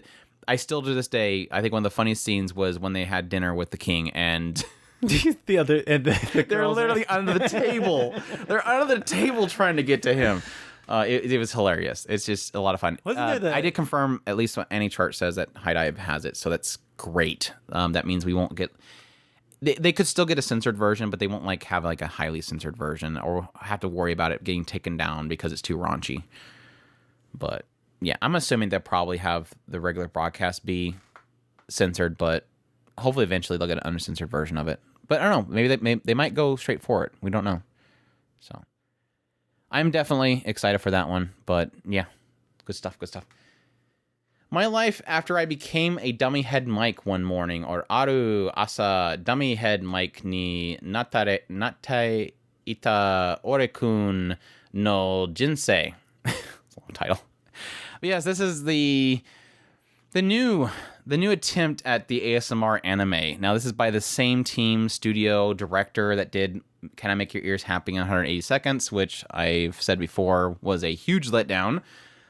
Basically, the concept in this one, unlike the other one, is that it's a isekai person as an ASMR dummy head microphone, which is basically a dummy head that has two microphones in it, one on the right ear, one on the left ear, to simulate ASMR recordings, which is where you make noises and whisper in people's ears until they have a sensation in the back of the neck or whatever, or they're goosebumps, basically. But this one also, the idea, I think, is that he's an ASMR dummy head microphone that gets stuck with different girls that are technically Yuri. So that might add another interesting effect to the entire thing. But hopefully they've actually figured out that in order to do ASMR, you need to record everything with the dummy head microphone, which was a problem with the original one where half the stuff wasn't recorded with the two-channel microphone. So we'll see. I'm still going to watch it because it's weird. Super weird, and I love weird stuff. Unfortunately, nobody grabbed the license on the last one. I ended up having to watch it on YouTube. So hopefully somebody this time will pick it up, but we'll have to wait and see. So, are you excited? You didn't get a chance to watch the other one because you didn't want to bother with the whole YouTube thing. Right. And then by the time it was time to find out, you had already said it failed miserably. So yeah. And the last one we have in the short section is Riwa no Digi-Chariot. Yes, apparently they want to make another Digi-Chariot. This is a mini anime to celebrate Digi-Chariot's franchise 24th anniversary. Whew, it's been that long. It's been a long time. I don't know. I'll probably check this out. I literally remember nothing about Digi-Chariot. I did browse it quite a bit back in the day, but we'll see. We'll see what this one turns out to be. It looks cute. I've always kind of liked the style of it and everything, so hopefully it's got something in it. And again, technically, if anybody actually picks it up, which it being this old of a franchise and a mini, I don't know that anybody will, but we'll see. That's it. That's all of the fall 2022 anime season. We do have some movies and stuff like that coming out that you definitely could be excited for. We have Slime is getting their movie coming out, which is great. Which I think most people are probably excited for. I think the movie already came out, right? I don't know. I think they did the movie already. Unless this is supposed to be the movie. You're in the movie section, so I'm going to assume that's the movie. Yeah, but it lists it as one episode. I guess they list all the movies as one episode. So yeah, it would be the movie. So yeah, the movie for Slime, we have Sword Art Online Progressive, which I know that got delayed from September into October.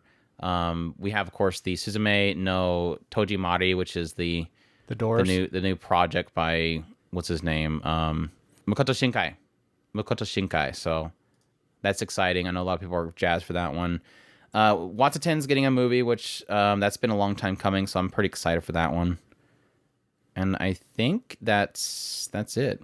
So yeah, I noticed just now that we also have leftovers. We have we of course had Lucifer, and the Biscuit Hammer was confirmed to doing a 2-core, which if you're going back and forth between the manga and the TV series like I was doing for a while, you know that was going to require 2 cores. So exciting to see if they're going to do a full adaptation of that, even though I I agree with people that it's not the visually best looking show ever. I'm still hoping that eventually the story gets really good. Utawamono is going for a full 2 core as well. They're going for 28 episodes, so that's going to be a full adaptation and a completion of that story. So I'm super excited for that as well. So that's pretty much for the ongoings into the new season, into the next season. So yeah, I did notice that, Chris, you were not writing things down. So we didn't have a pen and paper this time. Did you at least mentally note what you're excited about? I noted returning some. The romance one, the girl that has the prince, the villainess that tames the demon lord, the do-it-yourself. There was another one that was the Backstreet Maid Cafe. Akiba Maid War. And I'm doing this off the top of my head. Maids. The Backstreet Maids. So forgive me, I'm sure that I'm missing something that I really, really am hype for, and I'm not mentioning it because I have the memory of a slug. The last one I'm going to throw out there is probably going to, the Showa, A Master Has No Tail? Yeah, The Master Has No Tail. That's not even in Showa period. It's Taisho. I'm just saying. I was actually thinking of the other one, and then that one popped up, and that one I'm a little bit more excited than the other one. The other one, I'll toss out as an honorable mention. The one with the Raven mystery one. The Raven concubine. Concubine or whatever you call it. Consort. Okay. Okay. See, this is why Chris writes stuff down. And you write down the goofiest stuff too. So it like, even if he has a title at the time, he just writes down the most random crap. And then I have to correct it afterwards. It's fun though. I think the problem that I'm facing is whenever I do my video, which I did a full like top 10 most exciting shows of the coming season video. The sword, I get to cheat as well. So I get to cheat with the video and make 10, whereas we always do 5 here, so that makes it even worse. But for sure, Do It Yourself is going to be in the list. I for some reason that's working for me. I'm not going to include Urusei Yatsura because that's technically a remake. It's kind of similar to the Returners. Yeah. I kind of want to use that same technicality on Gundam because obviously Gundam. Mm-hmm. But if not, it would be Gundam, obviously. But I'm gonna Urusei Yatsura and Gundam. I'm gonna push out on a technicality. We don't add returners in our list, even though they're not returning their remakes or new. Well, and if you're new to the way we do that, the main reason why is because they're, of course, shows. It would be nothing but returning shows in our list. Yeah. It would be hard to say not. Chainsaw Man, obviously I'm excited just because the hype and the animation looks insane. But realistically, yeah, Do It Yourself, Bocchi The Rock, Master Has No Tail, Akiba Maid War, and I think I went with like Immoral Guild, but I know Immoral Guild's gonna be stupid. I know it's gonna be stupid, so I almost don't want to put it on there. I'll probably I almost want to say the Villainess as Taming the Final Boss, but I kind of want to put. I didn't even include it in my top 10 list. I had it as an honorable mention, but the more I think about it, I really do want to put Raven in the Inner Palace. I just, for some reason, I think that's going to be another hidden gem where nobody watches it but us, and we're going to be screaming at people to watch it. No, Reincarnated as a Sword. Chainsaw Man, Reincarnated as a Sword, Bocchi The Rock, Do It Yourself, and what was the other one I had? I said Raven. No, Master Has No Tail. Doesn't make 5. Okay, yeah. I hate doing 5. 5 sucks. Mm-hmm. We always do 5, and it always sucks. But yeah, definitely exciting season. Looking forward to fall 2022 anime season.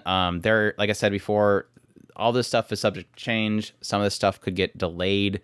For the most part, I think it's pretty locked in. I think fall is typically good at getting stuff locked in pretty quickly.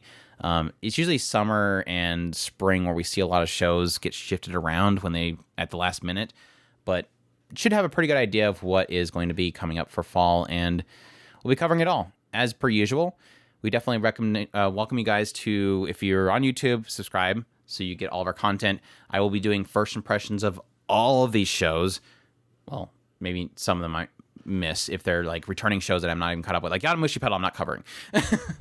But I'll be doing first impressions for all of them, so definitely stay tuned for there so you can get my impressions on all of them, because I know that most people can't watch all this stuff. So we're here to help you guys figure out we might not like this show, but we'll at least tell you what to expect in the show so you can decide for yourself if it's something you're going to watch. We don't bash stuff here. We just let you know, hey, it's there. This is what it's doing.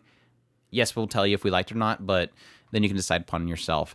Otherwise, if you're listening to this on a podcast format, keep and check. We'll do a first impression. We'll probably end up doing 2-part, maybe 3. Did we do 2 last time? It was still pretty long. I think we were going to switch to 3. We'll see. Going to 3. We'll see when it come around to it. Probably going to do a 3-parter this time around, just so we don't burn ourselves out trying to record a 5. It was like, I think, like 3 to 4 hour long podcast, and we were doing a 2-part. So it's like 2 to 3 hour or 3 to 4 hour podcast. So, anyways, but as usual, this is all possible thanks to support from you guys, letting people know about us, sharing out our videos, sharing out our content. Again, word of mouth is greatly appreciated, and it doesn't cost you anything. Additionally, if you do have the means to, we would appreciate if you consider supporting us on Patreon, our tips link. We also have a super thanks if you're listening to us on YouTube.